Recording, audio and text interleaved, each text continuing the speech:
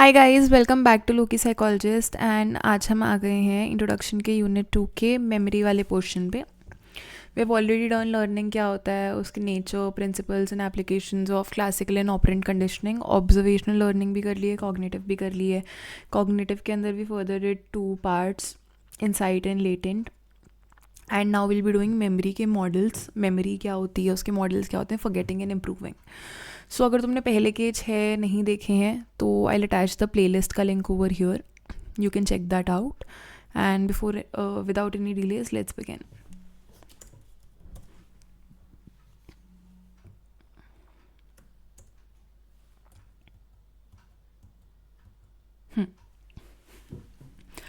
Let's start with memory. होती क्या है? It refers to the cognitive systems responsible for recording, storing and retrieving information and experiences. ऐसे cognitive system जो responsible होते हैं information को रिकॉर्ड करने के लिए, स्टोर करने के लिए, रिट्रीव करने के लिए। ठीक है, नॉट जस्ट इन्फॉर्मेशन, एक्सपीरियंसेस भी। It is a critical component of cognition, enabling individuals to recall past events, engage with new information, solve problems and plan for the future. ये हमें इन सब चीज़ों में हेल्प करता है। ह्यूमन मेमोरी जो है वो परफेक्ट रिकॉर्डिंग डिवाइस तो है नहीं, इट्स एन इंटरप्रेटिव सिस्टम। ये क्या करता है, ये इन्फॉर्मेशन लेता है, जो इंपॉर्टेंट डिटेल नहीं होती उसको डिस्कार्ड कर देता है एंड मेमोरी को एक मीनिंगफुल पैटर्न में ऑर्गेनाइज कर देता है। Because of this interpretive nature, memories जो होती हैं वो कंप्लीट नहीं होती हैं और they are the objective replicas of experience. They are not the objective replicas of experience but personal construction. कई बार ऐसे नहीं होता कि कोई इवेंट है जो तुम्हें अलग तरीके से याद है और तुम्हारे फ्रेंड को अलग तरीके से याद है और तुम्हारे भाई या बहन को अलग तरीके से याद है। सो दैट्स बिकॉज मेमोरी बहुत इंटरप्रेटिव है। मेमोरी रिचनेस देती है लाइफ को, कॉन्टेक्स्ट देती है, लर्निंग एंड एडेप्टेशन अलाउ करती है। एवोल्यूशनरी पर्सपेक्टिव से देखें तो सर्वाइवल के लिए मेमोरी बहुत इंपॉर्टेंट थी, ताकि बंदा अपने पास्ट एक्सपीरियंस से सीखे, अपनी लर्निंग को चेंजिंग इन्वायरमेंट्स के अंदर अप्लाई कर सके। और मेमोरी के बिना तो फिर लर्निंग अडेप्टेशन कुछ भी पॉसिबल नहीं हो सकता था। अब हम किस तरह की इन्फॉर्मेशन याद करने की कोशिश करते हैं, तो साइकोलॉजिस्ट जो हैं वो सजेस्ट करते हैं कि human memory selectively encodes certain kinds of information more effectively. कुछ टाइप की इन्फॉर्मेशन जो हमारा सिस्टम होता है वो ज़्यादा बेटर वे में इनकोड कर पाता है। जैसे कि वो इन्फॉर्मेशन जिसमें अटेंशन फोकस्ड हो। ठीक है, इन्फॉर्मेशन रिसीविंग फोकस्ड अटेंशन। जैसे आप एक फ्रेंड को सुन रहे हो नॉइजी रूम में, पर आप उसको सुन रहे हो, you are focusing on that, you are paying attention. Next is your information that is link to personal interest. जो भी पर्सनल चीज़ से कुछ भी लिंक हो जाएगा तो आप उसको अच्छे से याद कर पाओगे। इमोशनली अराउजिंग इन्फॉर्मेशन, प्लेजेंट या पेनफुल एक्सपीरियंसेस आपको ज़्यादा याद रहेंगे। Information connected to previous experiences, कि आपने कोई 2 चीज़ों को कनेक्ट कर लिया तो वो चीज़ याद रहती है। इन्फॉर्मेशन दैट इज़ रिहर्स, बार बार बार बार बार बार पढ़ना। एक केस है राजन महादेवन का। Rajan Mahadevan demonstrated exceptional memory abilities from childhood. At the age of 5 उन्होंने 40 से 50 parked car licence plates match कर ली और मतलब हर किसी को करेक्टली मैच कर दिया। Excuse me. Later in college उन्होंने वर्ड रिकॉर्ड सेट कर लिया by recalling 31811 digits of pi at the rate of 3.5 digits per second. समझ रहे हो तुम, 31,811 digits.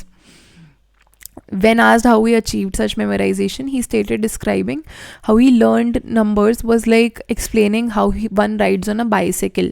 कि वो कर तो सकता है बट वो एक्सप्लेन नहीं कर पा रहा प्रोसेस। तो वो कहते कि इसकी जो जनरल मेमोरी थी वो ऑर्डिनरी थी।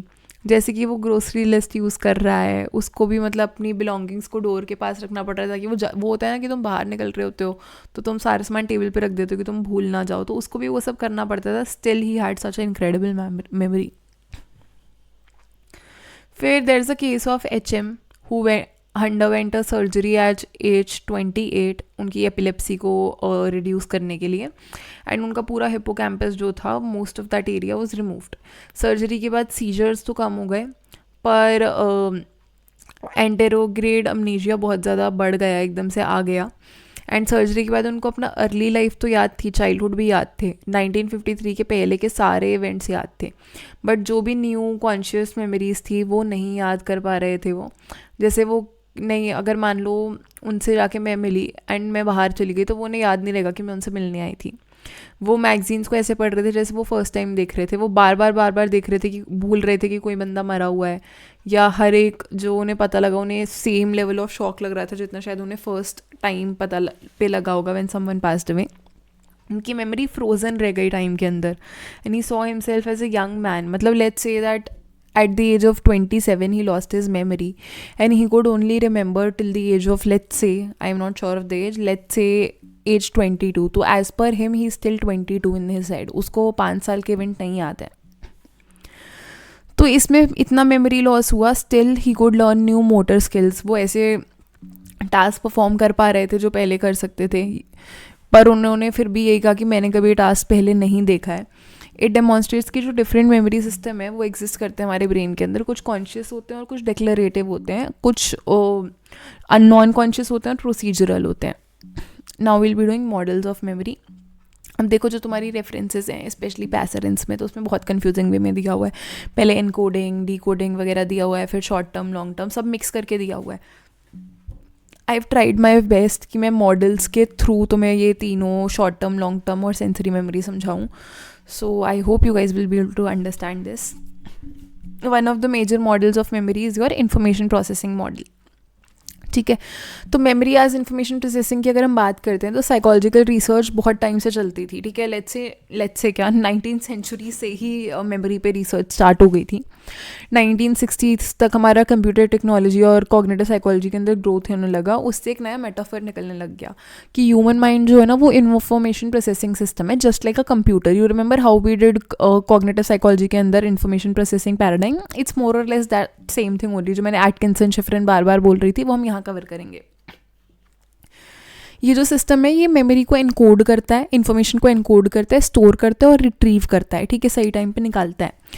एंड ये फिर 3 कोर प्रोसेसेस होते हैं हमारी मेमोरी के। First is your encoding. Encoding में भी बहुत सारे parts and everything is there, but I have tried to include that आगे। ठीक है, एनकोडिंग में क्या होता है कि इन्फॉर्मेशन आप लेते हो मेमोरी सिस्टम के अंदर, ट्रांसलेट करते हो उस इनपुट को न्यूरल या एक मेंटल कोड के अंदर जो ब्रेन प्रोसेस कर पाता है। ठीक है, लाइक जो न्यूरॉन्स की फायरिंग एंड एवरीथिंग होती है। एनोलॉजी है कि it's like you are typing on a keyboard and वो की स्ट्रोक्स जो होते हैं, जैसे जैसे आप प्रेस करते रहते हो ना की स्ट्रोक, वैसे वैसे आपका वो इलेक्ट्रिकल कोड बनता है ताकि आपका कंप्यूटर उस चीज़ को प्रोसेस कर पाए, वो आउटपुट दे पाए। Because computer work in code but you are still able to write all these things, right. Is similar to typing on a keyboard. ये मैंने टाइप करा है but I am typing it अपनी साइड से, ऐसे वो कंप्यूटर ने पहले कोड में ट्रांसफ़र करा, फिर उसके बाद उसने ये लेटर्स को स्क्रीन पे दिखाया। ठीक है, तो स्टोरेज की बात करें तो retaining encoded information over time. Information जो होती है उसको फाइल करते हो, आप फाइल्स में लगाते हो, ऑर्गेनाइज करते हो, सेव करते हो। तो कंप्यूटर में इस तरीके से होती है, और वैसे ही कहते हैं कि हमारे ब्रेन में भी होती है। इन्फॉर्मेशन जैसे टेम्परेली रैम में स्टोर होती है, फिर हार्ड ड्राइव में जाती है। तो ये वही शॉर्ट टर्म और लॉन्ग टर्म वाली चीज़ बता रहे हैं। Retrieval, recall and recognition is also very different thing. किसी चीज़ को रिकॉल करना, रिट्रीव करना, रिकॉग्नाइज करना, these are different things. So look it up, comment में बताओ क्या डिफरेंस होता है। वैसे तो मैं आगे समझा ही दूंगी, बट स्टिल रिट्रीवल क्या होता है, अपनी पढ़ी हुई इन्फॉर्मेशन को निकालना जब आपको नीड है। जैसे कंप्यूटर में आप जाके फाइल्स ओपन कर लेते हो, तो इन्फॉर्मेशन लॉन्ग टर्म से वापस एक्टिव वर्किंग स्पेस के अंदर आ जाती है। ठीक है, जो स्टोर हुई है उसको आप दोबारा अपनी वर्किंग मेमोरी में ला रहे हो, दोबारा अपने कॉन्शियस माइंड के अंदर ला रहे हो कि हाँ भाई ये चीज़ है। तो ह्यूमन मेमोरी जो है वो ऑब्वियसली कंप्यूटर्स की तरह परफेक्ट तो नहीं है, क्योंकि लोग भूल जाते हैं चीज़ें, बना देते हैं, इधर उधर कर देते हैं, क्रिएट कर देते हैं मेमोरीज जो एक्चुअली कभी हुई नहीं होती है।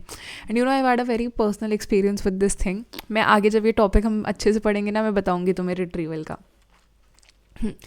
3 कंपोनेंट्स होते हैं हमारे एटकिंसन शिफ्रिन 3 स्टेज मॉडल। हमारा जो इन्फॉर्मेशन प्रोसेसिंग मॉडल है हम उसको एटकिंसन शिफ्रिन मॉडल भी कहते हैं, even though it is one of the models inside of that, but still because इनके बेसिस पे ये इन्फॉर्मेशन प्रोसेसिंग बना था।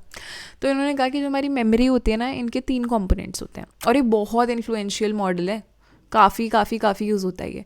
उन्होंने कहा सेंसरी मेमोरी होती है एक हमारी, शॉर्ट टर्म मेमोरी होती है, और वर्किंग मेमोरी भी कहते हैं, लॉन्ग टर्म मेमोरी होती है। ये मॉडल जो है बहुत इन्फ्लुएंशियल है, और अगर तुम्हें इसके लिए रीडिंग रेफ़र करनी है, यूज़ चिकरेली। मतलब trust me, that's the best book for the memory वाला पोर्शन। पैसर स्मिथ में तो बहुत तुम्हारा क्योस मचाया हुआ है। I really like Ciccarelli. ठीक है, तो इन्होंने क्या कहा कि जो हमारी मेमोरी होती है वो ऐसे 3 डब्बों में होती है. ठीक है, this is your sensory memory, this is your short term memory, this is your long term memory. तो यहाँ से जब स्टिमुलस आ रहा होता है, you are looking at that ना, यू पेड अटेंशन, तुमने उसको देखा कि ये क्या है, एंड वैसे सेंसरी मेमोरी आ गई. जैसे मैं एरो बना रही हूँ तो तुम्हारे इस एरो पे ध्यान जा रहा है, तो ये तुम्हारी सेंसरी मेमोरी में जा रहा है. फिर जब तुम इस पर फोकस करोगे अच्छे से, इसको मे बी रिहर्स करोगे या ज़्यादा अटेंशन डालोगे, वो तुम्हारी शॉर्ट टर्म मेमोरी में चल जाएगा, वो आपको कुछ देर के लिए याद रहेगा. Then when you do constant rehearsals, वो तुम्हारे लॉन्ग टर्म में जाता है. This is the core idea of their model. ठीक है, अब मैं हटाती हूँ ताकि तुम्हें टेक्स्ट पढ़ने में आए. वेट, छोटा बनाना चाहिए था मुझे, मैं समझा पाती हूँ उसके साथ. टेम्प्रेरी स्टोरेज सिस्टम है इन्फॉर्मेशन का, जो सेंसेस से आती है, सेंसरी मेमोरी. तो ये सेपरेट रजिस्टार्स रखता है अपने अंदर. पहला रजिस्टार होता है हमारा आइकॉनिक मेमोरी का, which is your visual, eye. Then we have echoic is auditory, echo करती है ना वॉइस, तो this is that echoic memory. और बाकी टच, स्मेल वगैरह के लिए भी होते हैं, but majorly there are 2 divisions. ठीक है, स्पर्लिंग ने एक हमारा एक्सपेरिमेंट करा था 1960 के अंदर, जिसमें एम वॉज टू टेस्ट कि कितना इन्फॉर्मेशन सेंसरी मेमोरी होल्ड कर सकती है. तो उन्होंने पूरे प्रोसीजर में बताया कि so basically A3 into A4 matrix ली गई थी 12 लेटर्स की, जैसे कि DXC, JHL, BJY, XYZ ऐसे कर करके, जिनको स्क्रीन पे डिस्प्ले कर रहा था only for a fraction of second, which is 1/4 a second. Okay, तो पार्टिसिपेंट्स थे जो उन्हें 3 से 5 लेटर ही याद थे. फिर क्वेश्चन ये उठा कि यार सिर्फ 3 से 5 लेटर क्यों याद है, कि या फिर उन्होंने सारे के सारे 12 देखे बट मेमोरी फेड हो गई रिपोर्ट करने से पहले. ठीक है, तो पार्शियल रिपोर्ट कंडीशन तो ये थी कि immediately after the array disappeared एक टोन प्ले करी गई थी. ठीक है, तो हाई टोन जो थी वो रिपोर्ट टॉप रो, मीडियम जो थी वो मिडिल रो थे, और लो जो थी वो बॉटम रो थे. ठीक है, तो रिजल्ट यही था कि पार्टिसिपेंट्स एक्यूरेटली रो को रिपोर्ट कर पा रहे थे. Implies that they briefly stored the entire array in sensory memory. तो बेसिकली क्या हुआ था कि जैसे ही आपने एरे डिस्प्ले करा तो एक टोन को प्ले करा गया. ठीक है, हाई टोन को प्ले करा जैसे ही आपकी टॉप रो के वो वर्ड्स थे. फिर उसके बाद एक मीडियम रो के लिए आपने मीडियम टोन को प्ले करा था, और बॉटम रो के लिए आपने एकदम लो टोन को प्ले करा था. तो पार्टिसिपेंट्स अब एकदम से रिपोर्ट कर पा रहे थे रो को, बिकॉज उन्होंने एसोसिएट कर लिया था. इससे पता लगा कि उन्होंने वो पूरे एरे को अपनी सेंसरी मेमोरी में स्टोर कर दिया था. आइकॉनिक मेमोरी जो होती है वो बहुत जल्दी फेड हो जाती है. If reporting is delayed even bye 1 second, performance गिर जाती है. बट एकोइक मेमोरी जो है वो ज़्यादा देर तक रहती है. जैसे कि अभी हमने देखा, टोन से जब सिंक कर दिया तो वो ज़्यादा देर तक रही. ठीक है, सेवरल सेकेंड्स के लिए रह सकता है, क्योंकि जब आप कुछ सुनते हो, देख तो क्या रहे हो आप, you are watching 1000 things, but एकदम से जब आपको एक पर्टिकुलर टोन पे वॉइस आती है ना, वो एकदम से ऐसे आप हो जाते हो, अरे क्या हुआ, because you are not constantly hearing stuff. I mean you are, but वो इतना फोकस नहीं जाता क्योंकि voices are not that loud. But अगर कोई एकदम से इंटेंशनली टोन प्ले करेगा या कुछ करेगा तो आपकी वो मेमोरी में ज़्यादा रहेगा, सेंसरी मेमोरी में. बायोलॉजिकल बेसिस की बात करें तो सेंसरी मेमोरीज जो होती हैं वो टेम्परेरीली न्यूरल एक्टिविटी ट्रेसेस की तरह रहती हैं सेंस ऑर्गन्स के अंदर, और जल्दी से फेड भी हो जाती हैं. सो उसके बाद वी हैव वर्किंग और शॉर्ट टर्म मेमोरी. ठीक है, तो it is the stage that comes after sensory memory. इधर एक कॉन्शियस प्रोसेसिंग होती है जहाँ पे नई नई सेंसरी इन्फॉर्मेशन आके प्रोसेस होती है. Information from long term memory is temporarily assessed. It holds information for 20 से 30 सेकेंड्स इफ नॉट रिहर्स्ड. ठीक है, तो नई इन्फॉर्मेशन आएगी एंड उसको एसेस करोगे आप कि क्या चल रहा है, is it important, is it not important. तो वो आप 20 से 30 सेकंड तक ही रख सकते हो अगर वो बार बार रिपीट नहीं कर रहे. अब जैसे जो हमारे जॉर्ज मिलर थे, very important person, this person won't leave you in your whole course. तो 1956 के अंदर इन्होंने कॉन्सेप्ट दिया 7 ± 2 यूनिट्स का. तो जो शॉर्ट टर्म मेमोरी होती है, इन्होंने कहा कि या तो ये 7 + 2 होल्ड कर सकती है which is 9 units of information, या 7 - 2 होल्ड कर सकती है which is 5 units of information. अब ये कैपेसिटी जो है ये इंडिविजुअल पे वेरी करती है. अगर शॉर्ट टर्म मेमोरी ओवरलोड हो गई तो वो न्यू इन्फॉर्मेशन को पुश आउट कर देगी, मतलब ओल्ड इन्फॉर्मेशन को पुश आउट कर देगी नई के लिए जगह बनाने के लिए। रियल लाइफ इम्प्लीकेशन क्या है कि वर्किंग मेमोरी की कैपेसिटी जो है थोड़ी कम हो जाती है और मल्टीटास्किंग रिस्की हो जाता है। जैसे आप फ़ोन यूज़ नहीं कर सकते ड्राइव करते हुए, लोग करते हैं बट करना नहीं चाहिए, because then things can mess up. Serial positioning effect, I am assuming ये तुम लोग ने सबने प्रैक्टिकल में करा होगा, बट नहीं भी करा तो I explain it to you guys. तो होता क्या है इसमें, लोगों को एक लिस्ट दे दो कुछ वर्ड्स याद करने की, यू विल नोटिस कि जो स्टार्टिंग के वर्ड्स होते हैं एकदम पहले पहले वाले, अब देखो LTM, PGH, FPT, RKL,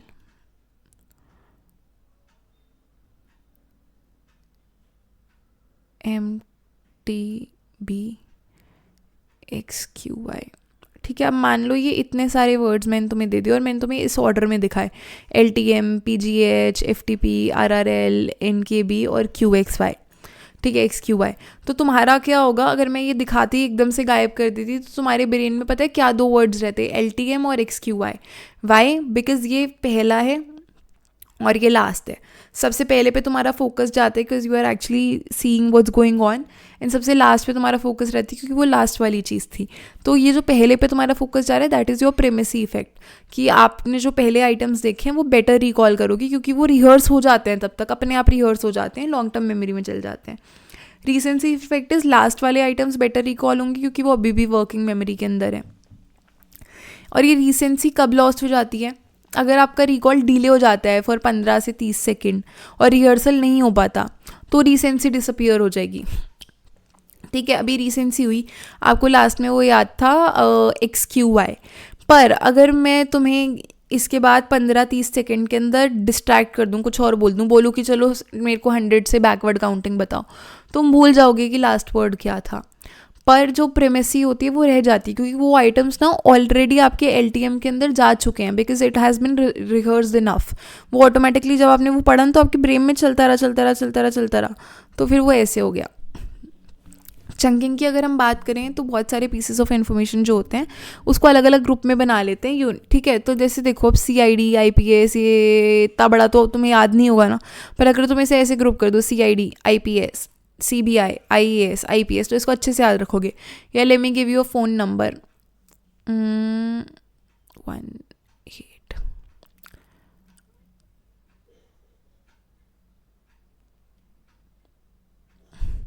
अब if you had to remember it as 9001878075, it will be difficult to remember. पर अगर तुम इसे ऐसे याद करोगे 9001878075, 9001878075, तो ये तुम्हें बहुत इजीली याद हो जाएगा। क्यों? क्योंकि 2 चंक्स में डिवाइड हो गया। इट्स नॉट 10 डिजिट साथ में, अभी 5-5 के चंक हो गए, जैसे जॉर्ज मिलर ने कहा था in which year, tell me which year. तो नेक्स्ट इज योर रिहर्सल। मैं ऐसे क्यों बोल रही हूँ tell me which year, is because तुम्हें याद नहीं होगा, ऐसे रिहर्स करो। शॉर्ट टर्म मेमोरी में चला गया वो, आपका शॉर्ट टर्म मेमोरी में मैं और इन्फॉर्मेशन देती जा रही हूँ, वो पुश आउट हो जाएगा। ठीक है, तो maintenance, oh wait I am getting a call, just give me a second.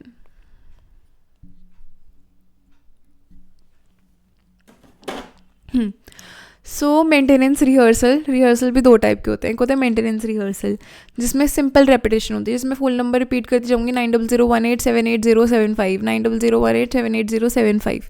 तो ये क्या होगा कि ये सीधा सीधा रिहर्स होते जा रहा है। ये शॉर्ट टर्म में तो है पर ये आपकी लॉन्ग टर्म मेमोरी में नहीं जाएगा। क्यों नहीं जाएगा? क्योंकि आप सिर्फ रिपीट कर रहे हो, अभी तुम्हें याद हुआ, तुम 2 दिन बाद भूल जाओगे। ठीक है, तो अगर वो चला भी गया लॉन्ग टर्म में तो फिर वो it will be thrown out again.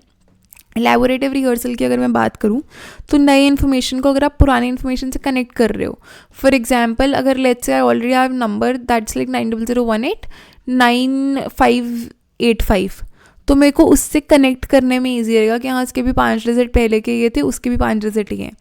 तो जैसे linking chunks with the idea of chocolate chunk, तो चंकिंग की टेक्निक को आप चॉकलेट चंक से भी याद कर सकते हो या चोको चिप से भी आप याद कर सकते हो।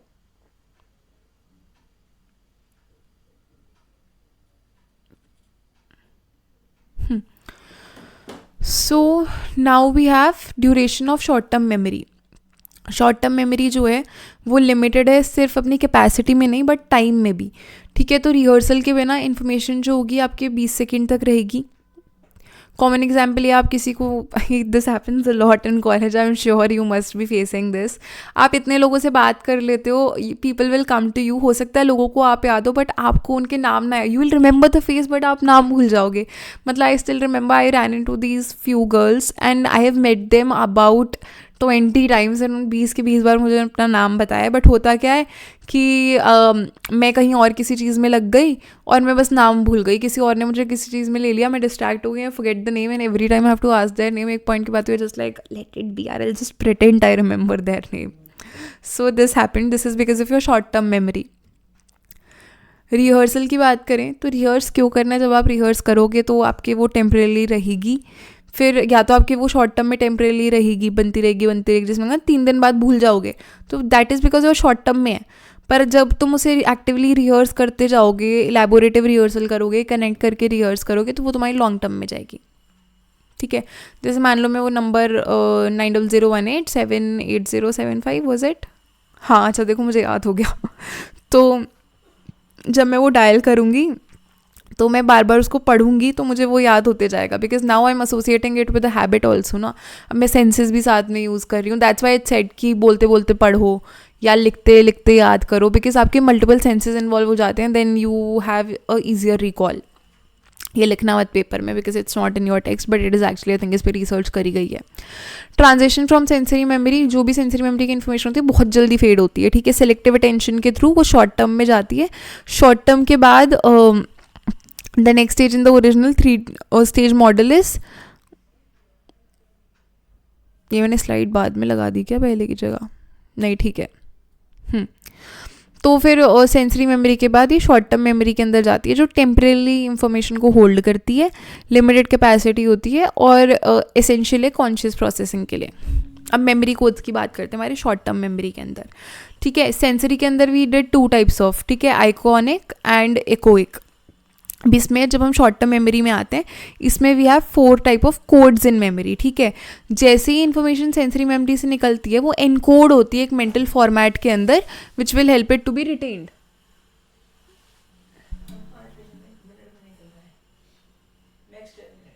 ठीक है, okay, never mind guys, okay. हाँ, सो विजुअल, अब हमारे इसमें 4 तरह के कोड्स होते हैं जिसके अंदर वो इनकोड कर दी जाती है, एक फॉर्मेट में आ जाती है ताकि वो रिटेन रहे। अब मैं तुम्हें 15-20 चीज़ें ऐसे बिखेर के दे दूँ तो मैं नहीं याद होगी ना, तुम्हें समझ नहीं आएगा मैं इतनी सही चीज़ों का करूँ क्या। And when you start organising that कि हाँ लेट्स से क्लोथ सारे एक जगह हो गए, ग्लासेस सारे एक जगह रख दिए, फ़ोन एक जगह रख दिया, खाने का कुछ है वो एक जगह रख दिया, तो वो जब एक ऑर्गेनाइज्ड पैटर्न में रहता है तभी तो you can process it. So same works with your memory. आपके विजुअल कोड्स होते हैं, मेंटल इमेजेस उन चीज़ों की जो आप देख रहे हो, ठीक है। फोनोलॉजिकल कोड्स वो होते हैं जो आप recording information on the basis of sound. जब कई बार ऐसे होता है कि you know when you are reading people के देखा, so there are different ways in which people process things. तो कई बार कुछ लोग ऐसे होते हैं जो कुछ देखते हैं तो वो अपने माइंड में उसकी इमेज बना लेते हैं। कुछ लोग ऐसे होते हैं जो वर्ड्स देखते हैं और उन वर्ड्स को हियर कर सकते हैं। There are literally people who can hear words because उनकी परसीविंग वैसी है, ठीक है। कॉमन एरर्स हो जाते हैं कुछ लिस्ट को रिकॉल करने के अंदर। What's happening with me today, so many calls I am getting. There are certain common errors when recalling letter list. जैसे आप उस लेटर को शायद कंफ्यूज कर जाओ जिनकी साउंड सिमिलर है, जैसे रिकॉलिंग वी एज बी, है ना। तो ऐसे कुछ वर्ड्स में दिक्कत हो जाती है, जैसे यू नो स को कुछ लोग श बोलते हैं, श्रेया को श्रेया बोलते हैं, ऑल दैट। तो विच इज़ ऑल्सो एक्सेंट वाली चीज़, which is how it's like a cultural impact वाली चीज़ ऑल्सो। तो ये वाली चीज़ें भी फोनोलॉजिकल कोड्स के अंदर आपके कुछ एरर्स हो सकते हैं। Then we have your semantic codes. Semantic codes होते हैं जो मीनिंग को दिखाते हैं, ठीक है, सेंटेंस को समझना by memorising the exact words. So you don't memorise but आप उसको समझ के याद करो, instead of seeing Ram loves to drive, ठीक है। तो तुम इसको एज इट इज़ नहीं याद रख ले, तुम बस ये याद कर रहे हो Ram, love and drive, 3 word तुम्हें पता है कि राम को भाई ड्राइव करना बहुत पसंद है, तो तुमने वो समझ लिया. You are not just reading that Ram loves to drive, you have understood कि भाई उसको गाड़ी चलाने से बहुत प्यार है. So you are understanding it. वो हमारे सेमांटिक कोड में चला गया. मोटर कोड की बात करें तो स्टोरिंग पैटर्न्स और moments relevant for learning a sport, music, playing a musical instrument, आपके मोटर कोड्स होते हैं जो एक मूवमेंट को स्टोर कर लेते हैं. मेमोरी कोड जो है वो ओरिजिनल स्टिमुलस से डिफर कर सकता है. We may see written words but remember them as sounds और देयर मीनिंग्स. हो सकता है हमने वर्ड देखा हो, मे बी मेरे को ड्राइव वर्ड देखा है, मैंने पढ़ा है ड्राइव वर्ड, बट मुझे ड्राइव से मे बी गाड़ी याद है, कोई बंदा गाड़ी चला रहा है, remember it as a picture और I remember at the sound that a car makes. So these things could be different. Next we have working और short term memory. There is a shift in scientific view. Old जो model था उसमें short term memory को बहुत ही simple temporary storage देखा जाता था LTM से पहले, पर मॉडर्न व्यू के अंदर अब शॉर्ट टर्म मेमोरी को वर्किंग मेमोरी कहते हैं, क्योंकि it's a active dynamic mental work space. वो सिर्फ स्टोर नहीं कर रहा है, it's a mental work space जो आपकी conscious thinking, manipulation of information, problem solving और प्लानिंग को सपोर्ट करते हैं. ये सारे प्रोसेसेस चल रहे होते हैं. ये आगे हमारा एलन बैडली ने और गैरम हिच ने भी इलेबोरेट करा है. So now will talk about long term memory. Long term memory is the third and final stage of human memory in the information processing system. यह हमें अलाउ करता है कि हम एक मैसिव अमाउंट ऑफ इन्फॉर्मेशन को रिटेन करें लंबे लंबे पीरियड्स तक, ranging from minutes to an entire life time. ठीक है, तो इन्फॉर्मेशन जो LTM में होती है वो जनरली इनकोड होती है उनके मीनिंग के बेसिस पे, एलोबरेटिव रिहर्सल के थ्रू एंड सिमेंटिक एनकोडिंग के through, allowing brain to link new information with already existing information. तो तुम नोटिस करना, तुम बहुत ज़्यादा सेंटेंस नहीं याद कर सकते जब तक तुम उसे समझ नहीं रहे, उसको पुरानी चीज़ों से लिंक नहीं कर पाए. ठीक है, LTM is organize like a vast interconnected web of association in which retrieval cues can help navigate the sorted data efficiently. बहुत सारे वेब बने हुए हैं, जैसे do you remember connectionist model of cognitive psychology, तो वही वाली चीज़ है जिसमें रिट्रीवल क्लूज आ जाते हैं और वो आपको स्टोर्ड डेटा को नेविगेट करने में हेल्प करते हैं. इंडिविजुअल्स रिकॉल कर पाते हैं, लेट्स से प्राइम मिनिस्टर का नाम या कैपिटल का नाम, जो भी चीज़ें तुमने बहुत पुरानी याद करी है वो चीज़ें तुम्हें अभी तक इसलिए याद है because your LTM works. ABCD तुम्हें याद है क्योंकि तुम्हारी LTM के अंदर बैठा हुआ है वो. अब इसमें एक चीज़ और है कि हमें क ख ग क्यों नहीं याद, ABCD क्यों याद है. Did you guys ever learn क ख ग in a musical way? I did not, मेरे टाइम पे नहीं था, बट ABCD के लिए तब भी म्यूजिकल था, ABCD ऐसे कर करके, तो वो म्यूज़िक के पीछे वो एसोसिएट हो गया मेरी मेमोरी के अंदर. It could be different from person to person but that happens. Capacity की बात करें तो LTM की तो बहुत अनलिमिटेड स्टोरेज कैपेसिटी है, उसमें नॉलेज रह सकता है through out your life time, including meanings, events, experiences, skills, concept जो शॉर्ट टर्म मेमोरी से ट्रांसफर हुए हैं. ये पर्सन की कंप्लीट नॉलेज दिखाता है अपने बारे में, दूसरे वर्ल्ड, एक्सटर्नल वर्ल्ड के बारे में. इन्फॉर्मेशन ईयर्स के लिए भी रह सकती है, लाइफ टाइम के लिए भी रह सकती है, प्रॉपर इनकोडिंग और रिट्रीवल क्यू अगर एग्जिस्ट करते हैं तो. जो स्ट्रक्चर है लॉन्ग टर्म मेमोरी का वो 2 टाइप में डिवाइडेड है, procedural memory and declarative memory. मैं एक्सप्लेन कर दूंगी आगे. These system also differ in how information is stored, experienced and recall. किस तरीके से information स्टोर हो रही है, एक्सपीरियंस हो रही है, रिकॉल हो रही है. ठीक है, तो long term memory as a set 2 parts हैं, डिक्लेरेटिव, प्रोसीजरल. डिक्लेरेटिव पार्ट वो है जहाँ पे आपके there is also 2 parts in your declarative. इसमें एपिसोडिक होता है और सिमेंटिक होता है. एपिसोडिक वो है जो आपके पर्सनल एक्सपीरियंसेस हैं, जो आपके एपिसोड्स की तरह याद है कि हाँ ये हुआ था, दैट्स योर एपिसोडिक मेमोरी. फिर एक आ जाता है फैक्ट, जनरल नॉलेज, वो हमारी सिमेंटिक मेमोरी होती है, like who's the prime minister, what is Tehri dam and ये सब डिक्लेरेटिव में सिमेंटिक के अंदर आता है. प्रोसीजरल को हम नॉन डिक्लेरेटिव भी कहते हैं. इसमें भी 2 पार्ट के आते हैं, एक होता है हमारे स्किल्स जो मोटर स्किल्स है, कॉग्निटिव स्किल्स है हमारे अंदर, और एक हमारा आ जाता है क्लासिकली कंडीशनिंग के जो भी इफेक्ट्स हुए हैं, जिसकी जो हमारी एसोसिएशंस बन गई हैं. ठीक है, तो जो हमारी प्रोसीजरल मेमोरी होती है इट्स आर इम्प्लिसिट मेमोरी. ये मेमोरी जैसे मोटर स्किल्स हो गए, हैबिट्स हो गए, एक्शंस हो गए, इन सबको स्टोर करती है. You don't know, sometimes you don't know how to explain तुम कोई चीज़ कैसे कर रहे हो, but you know how to do it. जैसे कार ड्राइव करना हो गया, बाइसाइकिल राइड करना हो गया, स्विमिंग हो गई, म्यूजिकल इंस्ट्रूमेंट हो गया. ये इम्प्लिसिट मेमोरी होती है बिकॉज आप परफॉर्म कर पा रहे हो बट आप उसको हमेशा वर्बली नहीं एक्सप्लेन कर पाओगे फुल्ली कि ये कैसे हो रहा है. स्किल परफॉर्मेंस जो है वो automatic and outside conscious awareness होती है। Declarative as I said explicit memory होती है, सारी फैक्चुअल डेटा इसमें होता है। हमारा फैक्ट हो गए, इवेंट्स हो गए, कॉन्सेप्ट्स हो गए, पर्सनल एक्सपीरियंसेस हो गए। एक्सप्लिसिट इसलिए क्योंकि आप कॉन्शियस अवेयरनेस में ला सकते हो और वर्बली रिपोर्ट कर सकते हो। 2 पार्ट्स थे, एपिसोडिक पर्सनल एक्सपीरियंसेस और सिमेंटिक फैक्ट्स। ठीक है, एपिसोडिक जो होते हैं they help you to travel back in time and re experience और पास्ट इवेंट्स। जो हो चुका है उसको आप बार बार रिकॉल कर सकते हो। It is very good and very bad for you, दोनों एरिया में वर्क करता है। ठीक है, and when we talk about semantic memory, ये आपके general knowledge, meaning, ideas, concepts को स्टोर करता है, जैसे कि vocabulary, word meanings, names, facts, blah blah blah, ये सब चीज़ें इसमें आ जाती हैं। Knowledge is not stored with information about when और वेयर इट वाज लर्न। सिर्फ नॉलेज, आपको ये नहीं पता कि आपने कब, कहाँ, कैसे सीखी, बस आपको पता है कि हाँ ये कुछ है और ये मुझे कुछ आता है। Then we'll talk about organization of semantic memory. अब सिमेंटिक मेमोरी है, इसको कैसे ऑर्गेनाइज करते हैं? So there are 3 ways, it's concepts, prototypes and exemplars. Concept होते हैं जो मेंटल कैटेगरी होती है, जहाँ आप सिमिलर ऑब्जेक्ट्स को ग्रुप कर देते हो। सिमिलर ऑब्जेक्ट्स, इवेंट्स, आइडियाज, जैसे समोसा, पनीर, बिरयानी, लस्सी, ये सब फूड के अंदर है। शर्ट, टी शर्ट, ट्राउज़र, ये सब हमारे क्लोथ्स में आ गए। प्रोटोटाइप होते हैं जो एक आइडियलाइज्ड, एब्स्ट्रैक्ट, टिपिकल रिप्रेजेंटेशन होती है कॉन्सेप्ट की। जैसे कि आप एक रॉक स्टार के बारे में सोचते हो, see long hair, tattoos, guitar, stage presence. और if you think of a baker, you think apron, you think flower, you think curd, you think all those baking वाली जो स्मेल आती है। एग्जाम्पलर्स इज बेसिकली कुछ example जो memory में रहते हैं when you think of a particular concept. जैसे कि आप फ्रूट के बारे में सोच रहे हो तो एप्पल, ऑरेंजेस सबसे पहले आ सकते हैं, क्योंकि वो एग्जाम्पल की तरह है। क्या फ्रूट का example is apple and orange.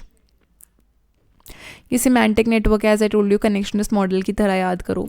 So that is that basically. और ऑर्गेनाइज्ड नॉलेज स्ट्रक्चर्स और फ्रेमवर्क्स जो लॉन्ग टर्म मेमोरी के अंदर स्टोर होते हैं। जो आपकी कोई भी न्यू इन्फॉर्मेशन आती है उसको एक कॉन्टेक्स्ट देते हैं, उसकी एक्सपेक्टेशंस गाइड करते हैं। जैसे कि if you have to understand how to behave in a family situation, like in familiar situations like class, wedding, birthday party, तो आपको ये समझ आ जाएगा कि हाँ due to that schema you know how to behave in this particular situation. Benefits इसका यही है कि इससे आपकी प्रोसेसिंग एफिशिएंसी जल्दी बढ़ती है और आपके क्विक डिसीजंस बना सकते हो आप, जो भी इन्फॉर्मेशन आपको मिलती है उसके रिगार्डिंग। जैसे आपको दिवाली आपने सुना तो आपके माइंड में क्या आएगा? दियाज, रंगोलीज, मिठाइयाँ, लाइट्स, गिफ्ट्स। सो ये सारी चीज़ें just because of the word Diwali आपके माइंड में आती है। तो स्कीमा इज़ बेसिकली एक ऑर्गेनाइज्ड नॉलेज स्ट्रक्चर जो आपके ब्रेन में, जो आपको कॉन्टेक्स्ट दे रहा है कि मुझे किस चीज़ के अंदर कैसे रिएक्ट करना है, किस इन्फॉर्मेशन को कैसे प्रोसेस करना है। पर स्कीमा से मेमोरी एरर भी हो सकते हैं। ये पूरा पोर्शन मैं आपके कॉग्निटिव के लास्ट यूनिट में कवर करवाऊंगी, स्कीमा को in depth, heuristics and everything. Individuals में fill in memory gaps based on their expectation. As I told you ना कि मेमोरी जो है वो रिकन्स्ट्रक्टिव है in nature.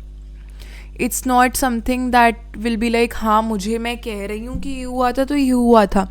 There is a possibility that there could have been certain modifications जो मैंने अपने माइंड से ही फिल कर लिए हैं।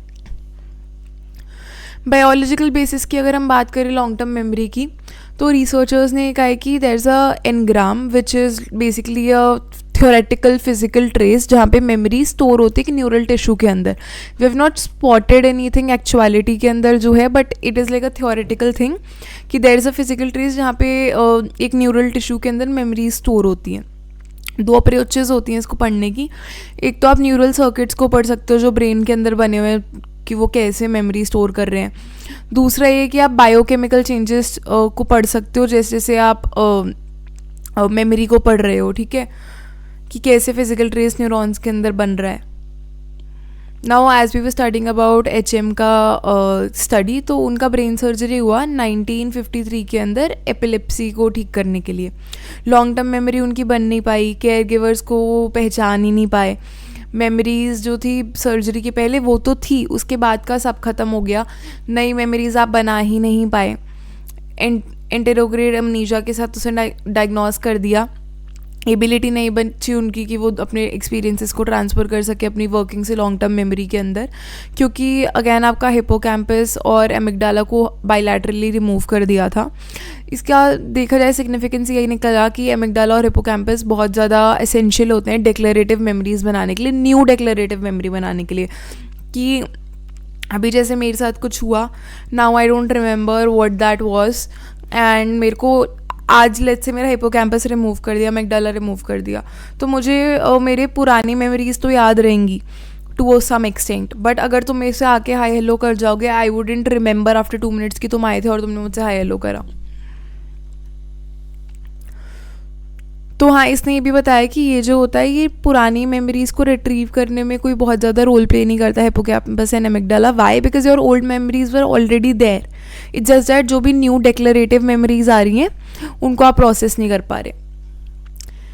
Significance of information processing model यही है कि उन्होंने 2 इंड्योरिंग आइडियाज़ दिए। पहली बात तो कि मेमोरी जो होगी पहले इनकोड होगी, फिर स्टोर होगी, फिर रिट्रीव होगी। मेमोरी के अंदर different systems and different stages बने हुए हैं, जो हमारा सेंसरी, एसटीएम और लॉन्ग टर्म था, ठीक है।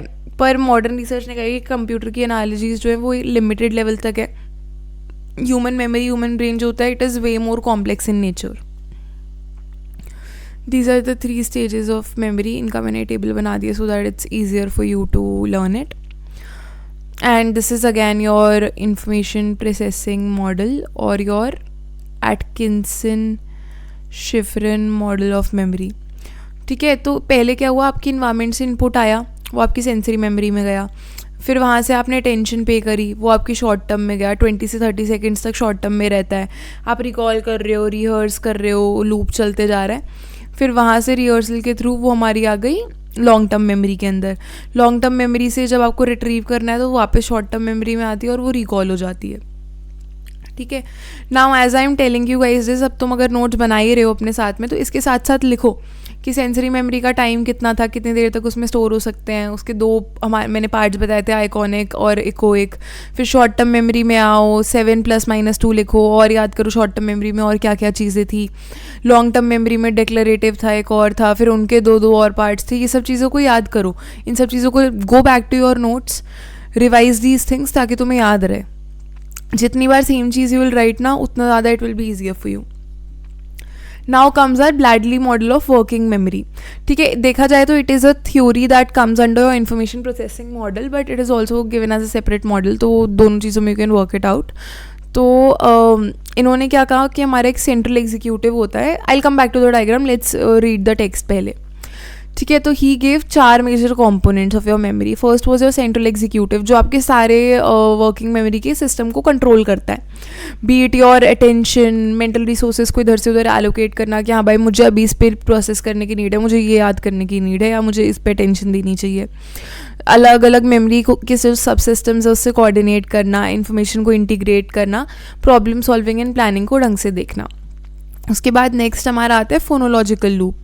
तो ये सारी की सारी आपकी साउंड बेस्ड इन्फॉर्मेशन लेता है। फोनोलॉजिकल से याद रख लो, फ़ोन से क्या है, तुम सुन रहे हो, तुम्हारे पास कॉल आएगा किसी का, तो वो साउंड बेस्ड इन्फॉर्मेशन को ब्रीफली स्टोर करता है, because it's your working memory. Working memory की मैंने स्पेलिंग गलत लिखी है, but it's your working memory and short term में ही अगैन। तो इसके अंदर एक ब्रीफ टाइम के लिए साउंड को ये स्टोर करता है।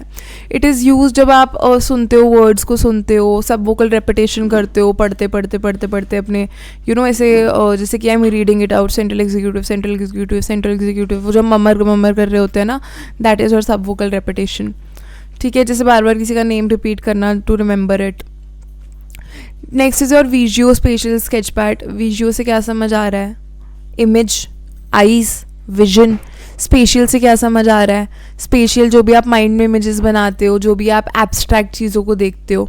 सो this is what handles your visual and spatial mental images.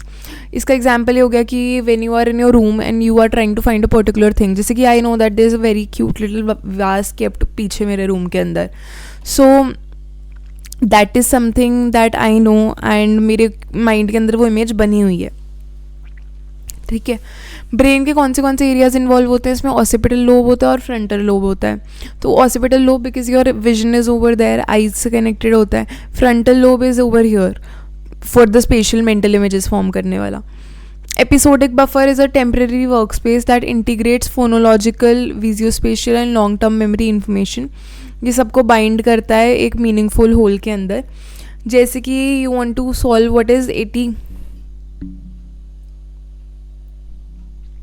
You want to solve what 87 + 36 is, तो आप पहले अपने माइंड में अर्थमेटिक रूल्स को लाओगे कि अरे यार हमें कैसे करना होता है, क्या करना होता है, and then you solve it. जैसे एक टीवी सीरीज़ देख रहे हो तो आपको पहले वाला जो एपिसोड याद है उससे आप कनेक्ट कर रहे हो. यू आर नॉट जस्ट कि आपको सिर्फ सुनने में याद है. You sometimes when you are watching a TV show and you are watching a character say something and you sync it back, अच्छा इसने पहले ये बोला था, तो वो आपके मतलब आपकी मेंटल इमेज भी बन रही होती है, आपके साथ साथ में आप सुन भी रहे होते हो उस चीज़ को. So it all works together. तो आपका एपिसोडिक बफर जो होता है वो इन चीज़ों को इंटीग्रेट कराता है. और जो आपका सेंट्रल एग्जीक्यूटिव होता है वो आपका सारा का सारा जो सिस्टम है वर्किंग मेमोरी का वो कंट्रोल करता है. So you have to remember 4 things: central executive, your phonological loop, visuospatial sketch pad and your क्या बोलते हैं योर एपिसोडिक बफर. ठीक है, ये डायग्राम से ही याद रख लेना. तो you can explain this when you are explaining your information processing model ना, तो उसी के अंदर जब वर्किंग मेमोरी का पोर्शन आता है you can explain this. I don't think इस पर अलग से क्वेश्चन आएगा, नहीं आता है कभी भी, because it is coming under your information processing model only. Then we have levels of processing theory. It was given by Clark and Lockhart in 1972. Encoding की इसमें बात करिए, मैंने तुम्हारा थोड़ा उस प्रोसेस में ही लिया है जस्ट तुम्हारी पैटर्न एंड स्मिथ के अंदर दिया हुआ है, so that you can understand it better. You'll से अभी एनकोडिंग तो करा ही दिया था ना, बट एनकोडिंग की भी जो टाइप्स वगैरह हैं that I have covered here. Encoding वो प्रोसेस है जिससे इन्फॉर्मेशन आ रही है तुम्हारी लॉन्ग टर्म मेमोरी के अंदर. जैसे बुक्स को ऑर्गेनाइज करा जाता है लाइब्रेरी में कि बाद में आप निकाल लोगे उससे, वैसे ही मेमोरीज़ को भी ऑर्गेनाइज कराया जाता है आपके एनकोडिंग के थ्रू, ताकि आप कभी भी उसको वापस एक्सेस कर सको. जो एनकोडिंग की क्वालिटी होती है वो डिटरमिन करती है कि कैसे इन्फॉर्मेशन आप प्रोसेस कर पाओगे और कितनी आसानी से प्रोसेस कर पाओगे. इनको स्ट्रेंथन करना इंक्रीजेज द लाइकलीहुड कि आपका जो रिट्रीवल होगा वो सक्सेसफुल होगा. तो हमारी 2 टाइप की इनकोडिंग होती है, your effortful in processing and your automatic processing. So these are the 2 processes that operates under your encoding. तो एफर्टफुल होता है जिसमें आप इंटेंशनली कोई चीज़ इनकोड करना चाह रहे हो, कॉन्शियसली अटेम्प्ट कर रहे हो. जैसे अब तुम ये टेक्स्ट पढ़ोगे, जब इसके बाद तुम जाओगे you will read the PPT और रीड योर नोट्स, तो तुम कॉन्शियसली रिवाइज करोगे, तुम चाह रहे हो कि हाँ भाई मुझे ये याद करनी है. ठीक है, या फिर तुम्हें किसी का नाम नहीं याद होता, जैसे I told you I have a very shit thing when it comes to names and birthdays, मुझे याद नहीं रहते हैं, तो I consciously try to remember it. And even recently what happened, it was my friend's birthday and I remembered that it was on this 21st, but मेरे को date ही नहीं याद थी. मैं 25th को उसको विश कर रही हूँ happy birthday, he is like चला गया बर्थडे. तो मैं कहा what do you mean, and then I realised oh it's 25. तो कॉमन स्ट्रैटेजीज जो इसमें यूज़ होती है, it's rehearsal, making list, writing notes, because आप अटेम्प्ट कर रहे हो ना कि भाई मुझे चीज़ याद रहे, मैं एफर्ट लगा रही हूँ.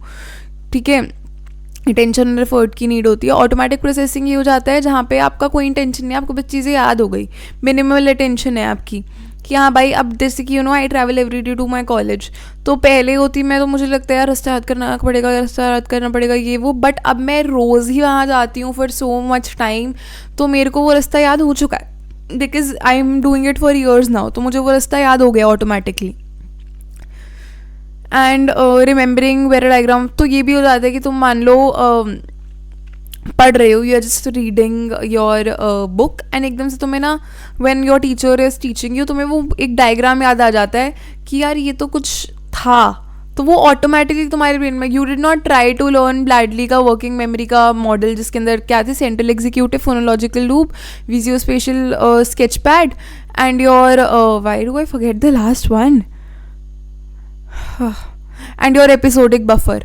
तो ये 4 तुम्हें ऑटोमेटिकली याद हो गए. भाई मैं भूल रही हूँ, तुम मत भूलना, मुझे इसका पेपर नहीं देना, तुम्हें देना है. हाँ, सो ऑटोमेटिक प्रोसेसिंग में क्या होता है, डिपेंड करता है आपका कितनी बार इवेंट हो चुका है, उसकी स्पेशल लोकेशन क्या है और किस सीक्वेंस के अंदर वो हो रहा है. कुछ इन्फॉर्मेशन ऐसी होती है जो बहुत पैसिवली आपके स्टोर हो जाती है लॉन्ग टर्म मेमोरी में, आपको पता भी नहीं लगता. डेप्थ ऑफ प्रोसेसिंग की अगर हम बात करें तो ये अगेन हमारे क्लैक और लॉकहार्ट ने ये बताया कि जो मेंटल प्रोसेसिंग की डेप्थ होती है वो डायरेक्टली इन्फ्लुएंस करती है कि हम कितने अच्छे से रिकॉल कर पाएंगे कोई चीज़. जैसे वर्ड्स जो हैं, words that are processed more deeply are remembered more easily. ठीक है, जिस तरीके से आप किसी चीज़ को एफर्ट लगा लगा के अगर करोगे, ज़्यादा प्रोसेसिंग चाहिए होगी तो वो चीज़ आपको ज़्यादा आसानी से आ जाएगी। अब देखो 3 टाइप की होती है इनकोडिंग। योर स्ट्रक्चरल इनकोडिंग, जिसको हम शैलो इनकोडिंग भी कहते हैं, जिसमें क्या होता है कि फिजिकल फीचर पे फोकस रहता है कि कैसा दिख रहा है वो। जैसे कि पटेटो, तो वो कैपिटल में लिखा हुआ है, तो पटेटो POTATO, तो वो फोकस कैपिटल लेटर्स पे जा रहा है, तो ये स्ट्रक्चरल हो गई, आपकी शैलो एनकोडिंग हो गई। फोनोलॉजिकल वो होता है जहाँ पे साउंड की फोकस हो रहा है या राइम पे फोकस हो रहा है। हॉर्स राइम कर रहा है कोर्स से, तो वो राइमिंग आ गई, राइम शाइम, तो वो भी खुद ही राइम हो गई, तो वो फोनोलॉजिकल हो गया। इंटरमीडिएट इसको कहते हैं, क्योंकि शैलो में तो कोई एफर्ट ही नहीं लग रहा, आप बस देख रहे हो। इंटरमीडिएट में आप प्रोसेस कर रहे हो उसको कि हाँ ये किस चीज़ के साथ राइम कर रहा है। तो जैसे पत्ता टू कट्टा, very bad example but yeah it just came to my mind. तो ये किस चीज़ से राइम कर रहा है, वो आपका फोनोलॉजिकल हो गया। Then we have semantic encoding, जो डीपेस्ट प्रोसेसिंग होती है, जिसके अंदर आप मीनिंग निकाल रहे हो पूरे वर्ड का। ठीक है, टेबल आप किसी सेंटेंस के अंदर फिट करके देखो कि I am working on a table. ठीक है, अब देखो तुम ये ट्राई कर लो, the man peeled the table, इसमें तो फिट नहीं होगा ना। So table clearly does not mean something that could be peeled off. So आप उसको वर्ड के मीनिंग के साथ प्रोसेस करते हो। फाइंडिंग्स ये कि सिमेंटिक में सबसे ज़्यादा रिकॉल होता है और स्ट्रक्चरल में कम होता है। क्यों? क्योंकि अभी हमने वही कहा कि जितनी ज़्यादा प्रोसेसिंग होगी उतना ज़्यादा आपका अच्छे से रिकॉल रहेगा। मॉडल को काफ़ी क्रिटिक भी करा गया है कि जो प्रोसेसिंग की डेप्थ है वो आप बहुत इफेक्टिवली मेजर नहीं कर पाओगे। मतलब it's not possible because you can not get in side somebody's mind and studied brain. तो तुम फिर भी एक पॉइंट तक देख सकते हो, तुम किसी के माइंड में घुस के नहीं पता कर सकते कि मतलब कितनी प्रोसेसिंग हो रही है। You can't fully measure it. अगर देखो देयर आर स्टूडेंट्स जो डिफरेंट मेथड से याद कर रहे हैं, कोई फ्लैश कार्ड से याद कर रहा है। अब देखो देखा जाए तो फ्लैश कार्ड में just reading the word, but when you are writing things out, एक चीज़ तुम नीचे लिख रहे हो तो तुम्हारा एफर्ट ज़्यादा लग रहा है। बट इट इज़ सीन कि फ्लैश कार्ड्स के अंदर आपका ज़्यादा ईजी रिकॉल रहता है। जो जितनी अच्छी परफॉर्मेंस है आप उसको डायरेक्टली अज्यूम नहीं कर सकते कि वो ज़्यादा प्रोसेसिंग हुई होगी, उसके पीछे रिकॉल हो रहा है। अब हम एक्सपोजर और रिहर्सल की बात करें तो सिर्फ एक्सपोजर जो है वो सफिशिएंट नहीं होता, रिपीटेड एक्सपोजर होना चाहिए। और अगर आपका मान लो एक्सपोजर होते जा रहे हैं पर आपकी कोई थिंकिंग नहीं हो रही, तो वो शैलो प्रोसेसिंग ही है। मतलब देखो many people can not draw a coin accurately. तुमने कितनी बार 10 रुपये का नोट देखा है? If I ask you to recognise it, तुम रिकॉग्नाइज कर लोगे because you have seen it, but will you be able to draw that? No. Will you be able to figure out कि उसके अंदर जो लिखे होते हैं, I don't know that is called, नीचे एक सीरियल नंबर लिखा होता है, एक सीक्वेंस होती है। Would you be able to even recall उस सीक्वेंस में कितने नंबर्स होते हैं? नहीं ना। तो तुम कितनी बार सेम चीज़ देख लो, पर अगर आपने उस पर एंगेज नहीं करा डीपली, अगर तुम कितनी ही बार मेरी वीडियोस देख लो, अगर तुमने समझने की कोशिश नहीं करी, खुद से दोबारा रीड नहीं करा, तुम ये चीज़ें याद नहीं होंगी। देखो अगर तुम सेम चीज़ बार बार पढ़ रहे हो, एंगेज नहीं कर रहे, तो लॉन्ग टर्म रिटेंशन तो नहीं होगा। हो सकता है तुमने वीडियो देख ली, कल तुम्हारा पेपर है, तुम पेपर दे के आ गए, अरे भाई पेपर तो बहुत अच्छा गया, पर 3 दिन बाद भूल गए। क्या मतलब वैसी पढ़ाई का? मतलब because these are the things that you gonna do in your future exams also. कुछ भी दे दो तुम अपना, आगे कोई एंट्रेंस दे दो, all these things will come, this is your base and MCQ में आएंगे। मेंटेनेंस रिहर्सल की अगर हम बात करें तो it involves rote repetition without attempting to derive meaning.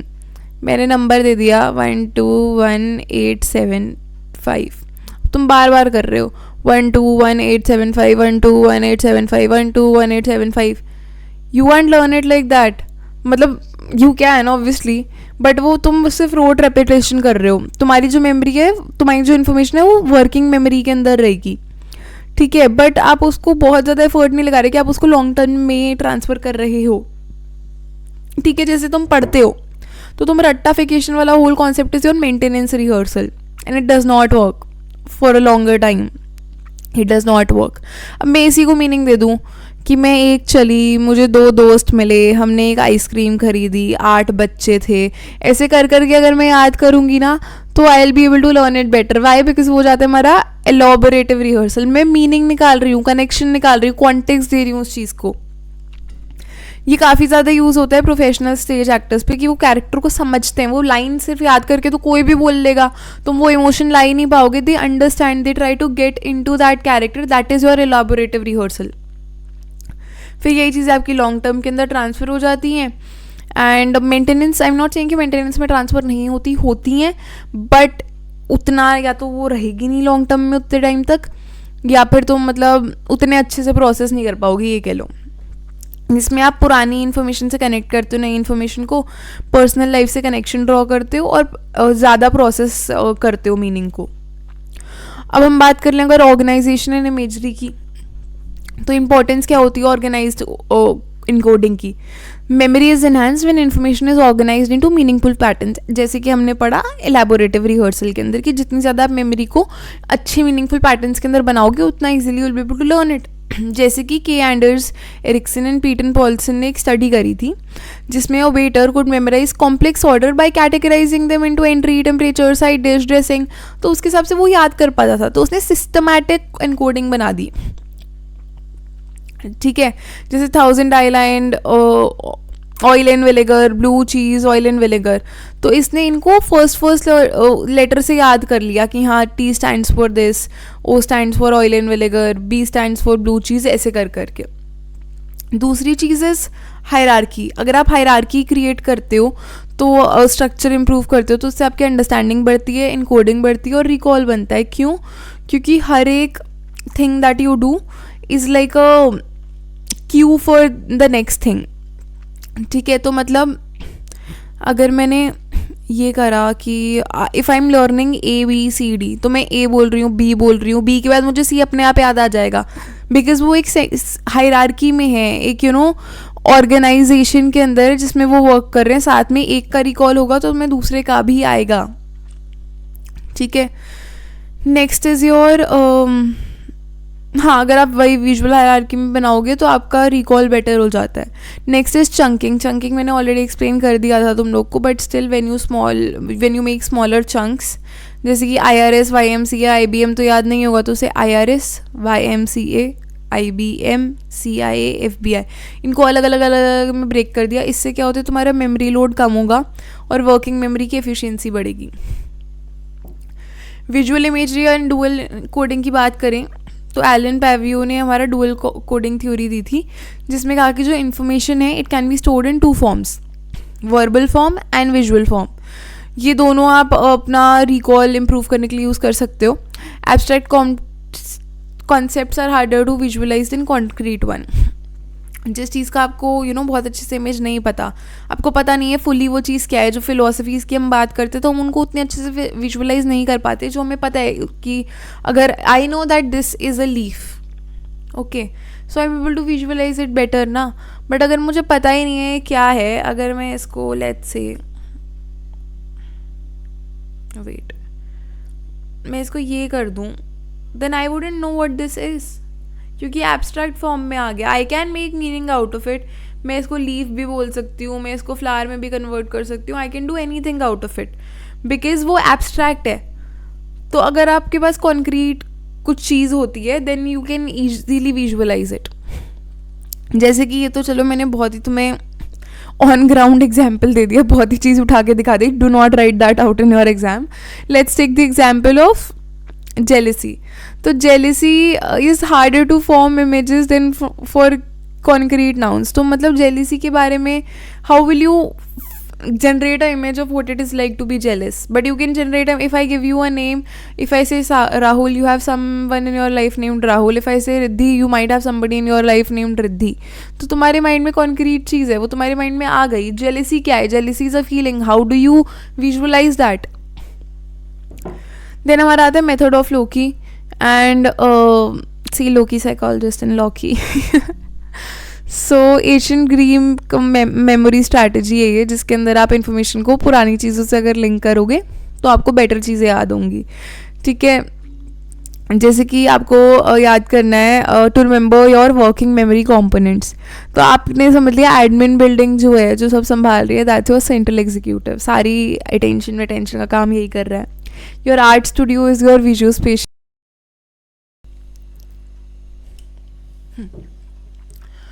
So talking about long term memory, जो स्कीमा हमारी लॉन्ग टर्म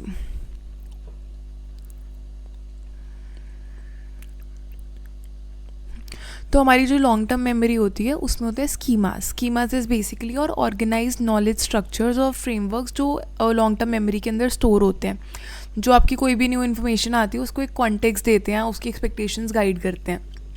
जैसे कि if you have to understand how to behave in a family situation, like in familiar situations like class, wedding, birthday party, तो आपको ये समझ आ जाएगा कि हाँ, due to that schema you know how to behave in this particular situation. Benefits इसका यही है कि इससे आपकी प्रोसेसिंग एफिशिएंसी जल्दी बढ़ती है और आपके क्विक डिसीजंस बना सकते हो आप, जो भी इन्फॉर्मेशन आपको मिलती है उसके रिगार्डिंग। जैसे आपको दिवाली आपने सुना तो आपके माइंड में क्या आएगा? दियाज, रंगोलीज, मिठाइयाँ, लाइट्स, गिफ्ट्स। सो ये सारी चीज़ें just because of the word Diwali आपके माइंड में आती है। तो स्कीमा इज़ बेसिकली एक ऑर्गेनाइज्ड नॉलेज स्ट्रक्चर जो आपके ब्रेन में, जो आपको कॉन्टेक्स्ट दे रहा है कि मुझे किस चीज़ के अंदर कैसे रिएक्ट करना है, किस इन्फॉर्मेशन को कैसे प्रोसेस करना है। पर स्कीमा से मेमोरी एरर भी हो सकते हैं। ये पूरा पोर्शन मैं आपके कॉग्निटिव के लास्ट यूनिट में कवर करवाऊंगी, स्कीमा को in depth, heuristics and everything. Individuals में fill in memory gaps based on their expectation. As I told you ना कि मेमोरी जो है वो रिकन्स्ट्रक्टिव है in nature. It's not something that will be like हाँ मुझे, मैं कह रही हूँ कि ये हुआ था तो ये हुआ था। There is a possibility that there could have been certain modifications जो मैंने अपने माइंड से ही फिल कर लिए हैं। बायोलॉजिकल बेसिस की अगर हम बात करें लॉन्ग टर्म मेमोरी की, तो रिसर्चर्स ने कहा है कि there is a engram which is basically a theoretical physical trace जहाँ पे मेमोरी स्टोर होती है कि न्यूरल टिश्यू के अंदर। We have not spotted anything actuality के अंदर जो है, but it is like a theoretical thing कि there is a physical trace जहाँ पे एक न्यूरल टिश्यू के अंदर मेमोरी स्टोर होती हैं। दो अप्रोचेज होती हैं इसको पढ़ने की। एक तो आप न्यूरल सर्किट्स को पढ़ सकते हो जो ब्रेन के अंदर बने हुए हैं कि वो कैसे मेमोरी स्टोर कर रहे हैं। दूसरा ये कि आप बायोकेमिकल चेंजेस को पढ़ सकते हो, जैसे जैसे आप मेमोरी को पढ़ रहे हो, ठीक है, कि कैसे फिजिकल ट्रेस न्यूरॉन्स के अंदर बन रहा है। Now as we were studying about HM का स्टडी, तो उनका ब्रेन सर्जरी हुआ 1953 के अंदर एपिलेप्सी को ठीक करने के लिए। लॉन्ग टर्म मेमोरी उनकी बन नहीं पाई, केयर गिवर्स को वो पहचान ही नहीं पाए। मेमोरीज़ जो थी सर्जरी के पहले वो तो थी, उसके बाद का सब खत्म हो गया, नई मेमोरीज़ आप बना ही नहीं पाए। एंटेरोग्रेड अमनीजा के साथ उसे डायग्नोस कर दिया। एबिलिटी नहीं बची उनकी कि वो अपने एक्सपीरियंसेस को ट्रांसफ़र कर सके अपनी वर्किंग से लॉन्ग टर्म मेमोरी के अंदर, क्योंकि अगैन आपका हिपोकैम्पस और एमिगडाला को बायलैटरली रिमूव कर दिया था। इसका देखा जाए सिग्निफिकेंस यही निकला कि एमिगडाला और हिपोकैम्पस बहुत ज़्यादा एसेंशियल होते हैं डिक्लेरेटिव मेमोरीज़ बनाने के लिए, न्यू डिक्लेरेटिव मेमोरी बनाने के लिए। कि अभी जैसे मेरे साथ कुछ हुआ, now I don't remember what that was, and मेरे को आज लेट्स से मेरा हिपोकैम्पस रिमूव कर दिया, एमिगडाला रिमूव कर दिया, तो मुझे मेरे पुरानी मेमोरीज़ तो याद रहेंगी टू सम एक्सटेंट, बट अगर तुम मेरे से आके हाई हेलो कर जाओगे, I wouldn't remember after 2 minutes कि तुम आए थे और तुमने मुझसे हाई हेलो करा। तो हाँ, इसने ये भी बताया कि ये जो होता है ये पुरानी मेमोरीज़ को रिट्रीव करने में कोई बहुत ज़्यादा रोल प्ले नहीं करता है hippocampus and amygdala. Why? Because your old memories were already there, it's just that जो भी न्यू डिक्लेरेटिव मेमोरीज आ रही हैं उनको आप प्रोसेस नहीं कर पा रहे। Significance of information processing model यही है कि उन्होंने 2 इंड्योरिंग आइडियाज़ दिए। पहली बात तो कि मेमोरी जो होगी पहले इनकोड होगी, फिर स्टोर होगी, फिर रिट्रीव होगी। मेमोरी के अंदर different systems and different stages बने हुए हैं, जो हमारा सेंसरी, STM और लॉन्ग टर्म था, ठीक है। पर मॉडर्न रिसर्च ने कहा कि कंप्यूटर की एनालॉजीज जो है वो लिमिटेड लेवल तक है। ह्यूमन मेमोरी, ह्यूमन ब्रेन जो होता है, it is way more complex in nature. These are the 3 stages of memory. इनका मैंने टेबल बना दिया so that it's easier for you to learn it. And this is again your information processing model or your Atkinson-Shiffrin model of memory. ठीक है, तो पहले क्या हुआ, आपकी इन्वायरमेंट से इनपुट आया, वो आपकी सेंसरी मेमोरी में गया, फिर वहाँ से आपने अटेंशन पे करी, वो आपकी शॉर्ट टर्म में गया, 20 से 30 सेकेंड्स तक शॉर्ट टर्म में रहता है। आप रिकॉल कर रहे हो, रिहर्स कर रहे हो, लूप चलते जा रहा है। फिर वहाँ से रिहर्सल के थ्रू वो हमारी आ गई लॉन्ग टर्म मेमोरी के अंदर। लॉन्ग टर्म मेमोरी से जब आपको रिट्रीव करना है तो वो वापस शॉर्ट टर्म मेमोरी में आती है और वो रिकॉल हो जाती है, ठीक है. Now as I am telling you guys this, अब तुम अगर नोट्स बना ही रहे हो अपने साथ में, तो इसके साथ साथ लिखो कि सेंसरी मेमोरी का टाइम कितना था, कितनी देर तक उसमें स्टोर हो सकते हैं. उसके दो मैंने पार्ट्स बताए थे, आइकॉनिक और इकोइक. फिर शॉर्ट टर्म मेमोरी में आओ, 7 + -2 लिखो और याद करो शॉर्ट टर्म मेमोरी में और क्या क्या चीज़ें थी. लॉन्ग टर्म मेमोरी में डिक्लेरेटिव था, एक और था, फिर उनके दो और पार्ट्स थे. ये सब चीज़ों को याद करो. इन सब चीज़ों को go back to your notes, revise these things ताकि तुम्हें याद रहे. जितनी बार सेम चीज़ यू विल राइट ना, उतना ज़्यादा it will be easier for you. Now comes our Baddeley model of working memory. ठीक है, देखा जाए तो it is a theory that comes under your information processing model, but it is also given as a separate model. तो दोनों चीज़ों में you can work it out. तो इन्होंने क्या कहा कि हमारा एक सेंट्रल एग्जीक्यूटिव होता है. I will come back to the diagram, let's read the text पहले. ठीक है, तो he gave 4 major components of your memory. First was your central executive, जो आपके सारे वर्किंग मेमोरी के सिस्टम को कंट्रोल करता है. Be it your attention, mental resources को इधर से उधर एलोकेट करना कि हाँ भाई मुझे अभी इस पर प्रोसेस करने की नीड है, मुझे ये याद करने की नीड है, या मुझे इस पर अटेंशन देनी चाहिए. अलग अलग मेमोरी को के सब सिस्टम्स है उससे कोऑर्डिनेट करना, इन्फॉर्मेशन को इंटीग्रेट करना, प्रॉब्लम सॉल्विंग एंड प्लानिंग को ढंग से देखना. उसके बाद नेक्स्ट हमारा आता है फोनोलॉजिकल लूप. तो ये सारी की सारी आपकी साउंड बेस्ड इन्फॉर्मेशन लेता है. फोनोलॉजिकल से याद रख लो, फ़ोन से क्या है, तुम सुन रहे हो, तुम्हारे पास कॉल आएगा किसी का, तो वो साउंड बेस्ड इन्फॉर्मेशन को ब्रीफली स्टोर करता है, because it's your working memory की मैंने स्पेलिंग गलत लिखी है, but it's your working memory. And short term में ही अगेन, तो इसके अंदर एक ब्रीफ टाइम के लिए साउंड को ये स्टोर करता है.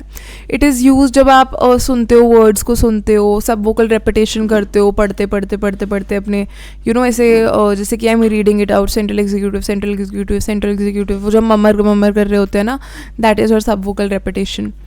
ठीक है, जैसे बार बार किसी का नेम रिपीट करना to remember it. Next is your visuo spatial sketch pad. Visuo से क्या समझ आ रहा है, इमेज, आईज, विजन. स्पेशियल से क्या समझ आ रहा है, स्पेशियल जो भी आप माइंड में इमेजेस बनाते हो, जो भी आप एब्स्ट्रैक्ट चीज़ों को देखते हो. So this is what handles your visual and spatial mental images. इसका एग्जांपल ये हो गया कि when you are in your room and you are trying to find a particular thing, जैसे कि I know that there is a very cute little vase kept पीछे मेरे room के अंदर. So that is something that I know, and मेरे mind के अंदर वो इमेज बनी हुई है. ठीक है, ब्रेन के कौन से एरियाज इन्वॉल्व होते हैं इसमें, ऑसिपिटल लोब होता है और फ्रंटल लोब होता है. तो occipital lobe because your vision is over there, eyes से कनेक्टेड होता है. Frontal lobe is over here for the spatial mental images form करने वाला. Episodic buffer is a temporary work space that integrates phonological, visuospatial and long term memory information. ये सबको bind करता है एक मीनिंगफुल होल के अंदर. जैसे कि you want to solve what is 80, you want to solve what 87 + 36 is. तो आप पहले अपने माइंड में अर्थमेटिक रूल्स को लाओगे कि अरे यार हमें कैसे करना होता है, क्या करना होता है, and then you solve it. जैसे एक टीवी सीरीज़ देख रहे हो तो आपको पहले वाला जो एपिसोड याद है उससे आप कनेक्ट कर रहे हो. यू आर नॉट जस्ट कि आपको सिर्फ सुनने में याद है. You sometimes when you are watching a TV show and you are watching a character say something and you sync it back, अच्छा इसने पहले ये बोला था, तो वो आपके मतलब आपकी मेंटल इमेज भी बन रही होती है, आपके साथ साथ में आप सुन भी रहे होते हो उस चीज़ को. So it all works together. तो आपका एपिसोडिक बफर जो होता है वो इन चीज़ों को इंटीग्रेट कराता है, और जो आपका सेंट्रल एग्जीक्यूटिव होता है वो आपका सारा का सारा जो सिस्टम है वर्किंग मेमोरी का वो कंट्रोल करता है. So you have to remember 4 things: central executive, your phonological loop, visual spatial sketch pad, and your क्या बोलते हैं योर एपिसोडिक बफर. ठीक है, ये डायग्राम से ही याद रख लेना. तो you can explain this when you are explaining your information processing model ना, तो उसी के अंदर जब वर्किंग मेमोरी का पोर्शन आता है you can explain this. I don't think इस पर अलग से क्वेश्चन आएगा, नहीं आता है कभी भी, because it is coming under your information processing model only. Then we have levels of processing theory. It was given by Clark and Lockhart in 1972. Encoding की इसमें बात करिए, मैंने तुम्हारा थोड़ा उस प्रोसेस में ही लिया है जस्ट तुम्हारी पैटर्न एंड स्मिथ के अंदर दिया हुआ है, so that you can understand it better. You'll से अभी एनकोडिंग तो करा ही दिया था ना, बट एनकोडिंग की भी जो टाइप्स वगैरह हैं that I have covered here. Encoding वो प्रोसेस है जिससे इन्फॉर्मेशन आ रही है तुम्हारी लॉन्ग टर्म मेमोरी के अंदर, जैसे बुक्स को ऑर्गेनाइज करा जाता है लाइब्रेरी में कि बाद में आप निकाल लोगे उससे, वैसे ही मेमोरीज़ को भी ऑर्गेनाइज कराया जाता है आपके इनकोडिंग के थ्रू, ताकि आप कभी भी उसको वापस एक्सेस कर सको। जो इनकोडिंग की क्वालिटी होती है वो डिटरमिन करती है कि कैसे इन्फॉर्मेशन आप प्रोसेस कर पाओगे और कितनी आसानी से प्रोसेस कर पाओगे। इनको स्ट्रेंथन करना इंक्रीजेज द लाइकलीहुड कि आपका जो रिट्रीवल होगा वो सक्सेसफुल होगा। तो हमारी दो टाइप की इनकोडिंग होती है, your effortful in processing and your automatic processing. So these are the two processes that operates under your encoding. तो एफर्टफुल होता है जिसमें आप इंटेंशनली कोई चीज़ इनकोड करना चाह रहे हो, कॉन्शियसली अटेम्प्ट कर रहे हो। जैसे अब तुम ये टेक्स्ट पढ़ोगे, जब इसके बाद तुम जाओगे, you will read the PPT और रीड योर नोट्स, तो तुम कॉन्शियसली रिवाइज करोगे, तुम चाह रहे हो कि हाँ भाई मुझे ये याद करनी है, ठीक है। या फिर तुम्हें किसी का नाम नहीं याद होता, जैसे I told you I have a very shit thing when it comes to names and birthdays, मुझे याद नहीं रहते हैं, तो I consciously try to remember it. And even recently what happened, it was my friend's birthday and I remembered that it was on this 21st, but मेरे को date ही नहीं याद थी। मैं 25th को उसको विश कर रही हूँ happy birthday, he is like चला गया बर्थडे, तो मैं कहा what do you mean, and then I realised oh it's 25। तो कॉमन स्ट्रैटेजीज जो इसमें यूज़ होती है, it's rehearsal, making list, writing notes, because आप अटेम्प्ट कर रहे हो ना कि भाई मुझे चीज़ याद रहे, मैं एफर्ट लगा रही हूँ, ठीक है। इंटेंशन और एफर्ट की नीड होती है। ऑटोमेटिक प्रोसेसिंग ये हो जाता है जहाँ पे आपका कोई इंटेंशन नहीं है, आपको बस चीज़ें याद हो गई, मिनिमल अटेंशन है आपकी कि हाँ भाई, अब जैसे कि I travel every day to my college, तो पहले होती मैं तो मुझे लगता है यार रास्ता याद करना पड़ेगा, रास्ता याद करना पड़ेगा ये वो, बट अब मैं रोज़ ही वहाँ जाती हूँ फॉर सो मच टाइम, तो मेरे को वो रास्ता याद हो चुका है, because I am doing it for years now, तो मुझे वो रास्ता याद हो गया automatically. And remembering vera diagram, तो ये भी हो जाता है कि तुम मान लो पढ़ रहे हो, you are just reading your book and एकदम से तुम्हें ना when your teacher is teaching you, तुम्हें वो एक डायग्राम याद आ जाता है कि यार ये तो कुछ था, तो वो ऑटोमेटिकली तुम्हारे ब्रेन में, you did not try to learn Baddeley का वर्किंग मेमोरी का मॉडल, जिसके अंदर क्या थे, central executive, phonological loop, visuo spatial sketch pad and your why do I forget the last one, and your episodic buffer. तो ये चार तुम्हें ऑटोमेटिकली याद हो गए, भाई मैं भूल रही हूँ, तुम मत भूलना, मुझे इसका पेपर नहीं देना, तुम्हें देना है।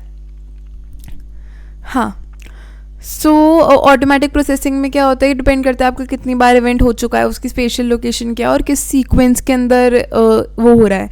कुछ इन्फॉर्मेशन ऐसी होती है जो बहुत पैसिवली आपके स्टोर हो जाती है लॉन्ग टर्म मेमोरी में, आपको पता भी नहीं लगता।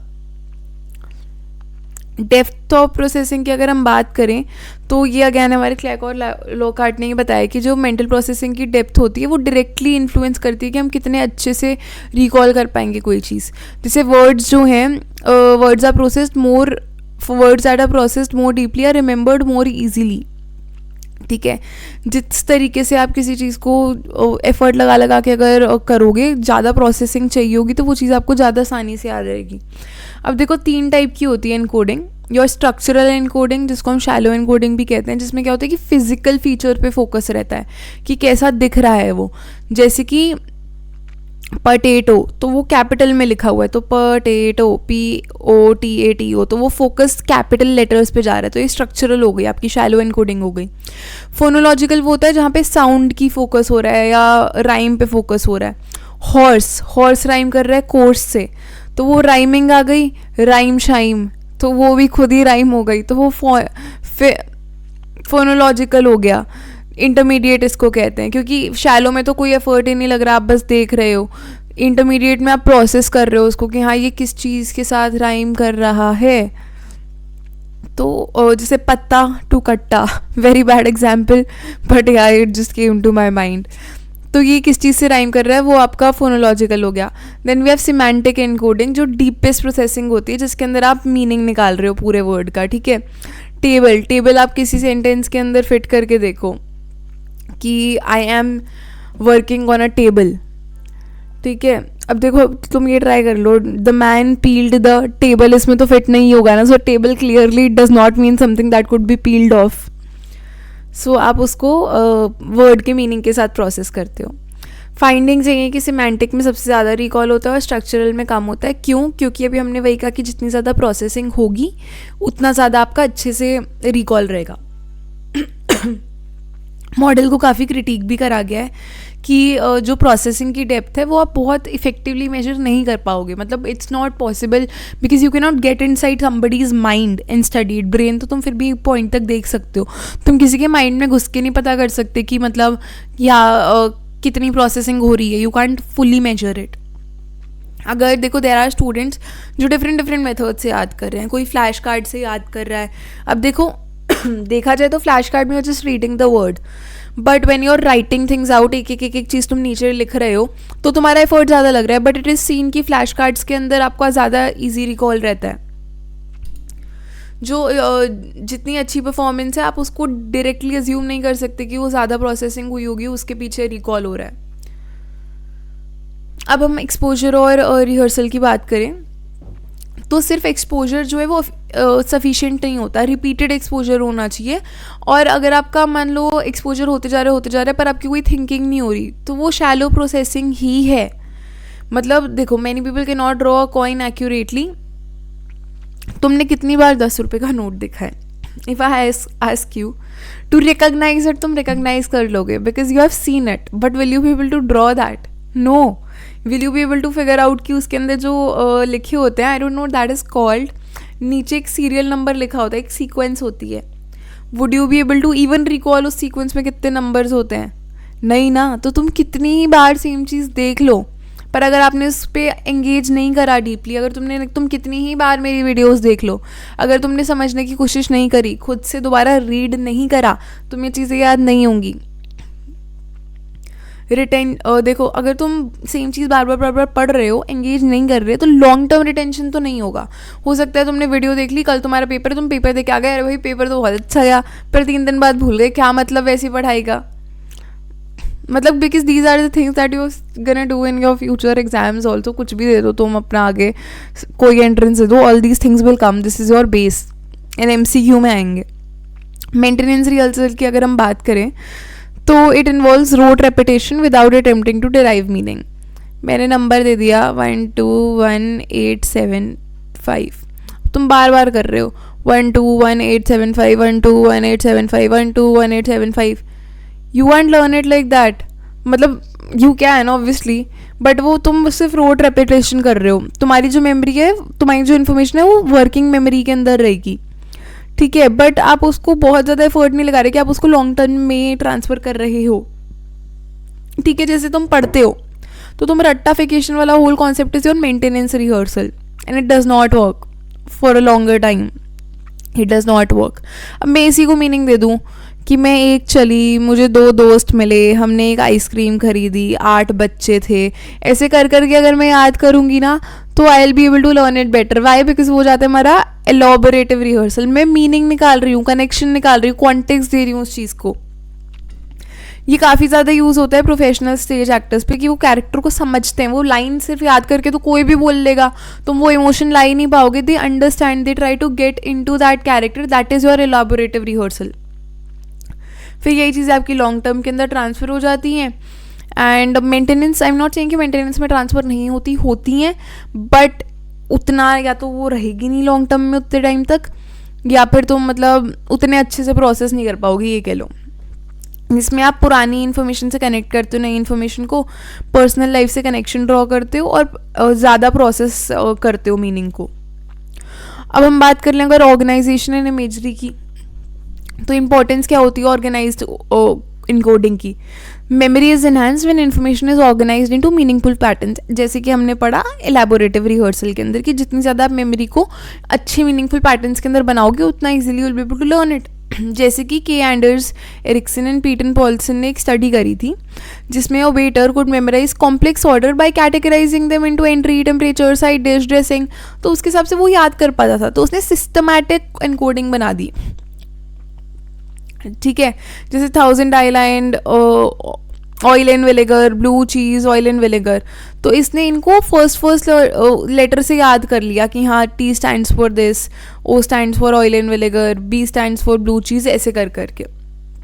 दूसरी चीज़ इज़ हायरार्की. अगर आप हायरार्की क्रिएट करते हो तो स्ट्रक्चर इंप्रूव करते हो तो उससे आपकी अंडरस्टैंडिंग बढ़ती है, इनकोडिंग बढ़ती है और रिकॉल बनता है. क्यों?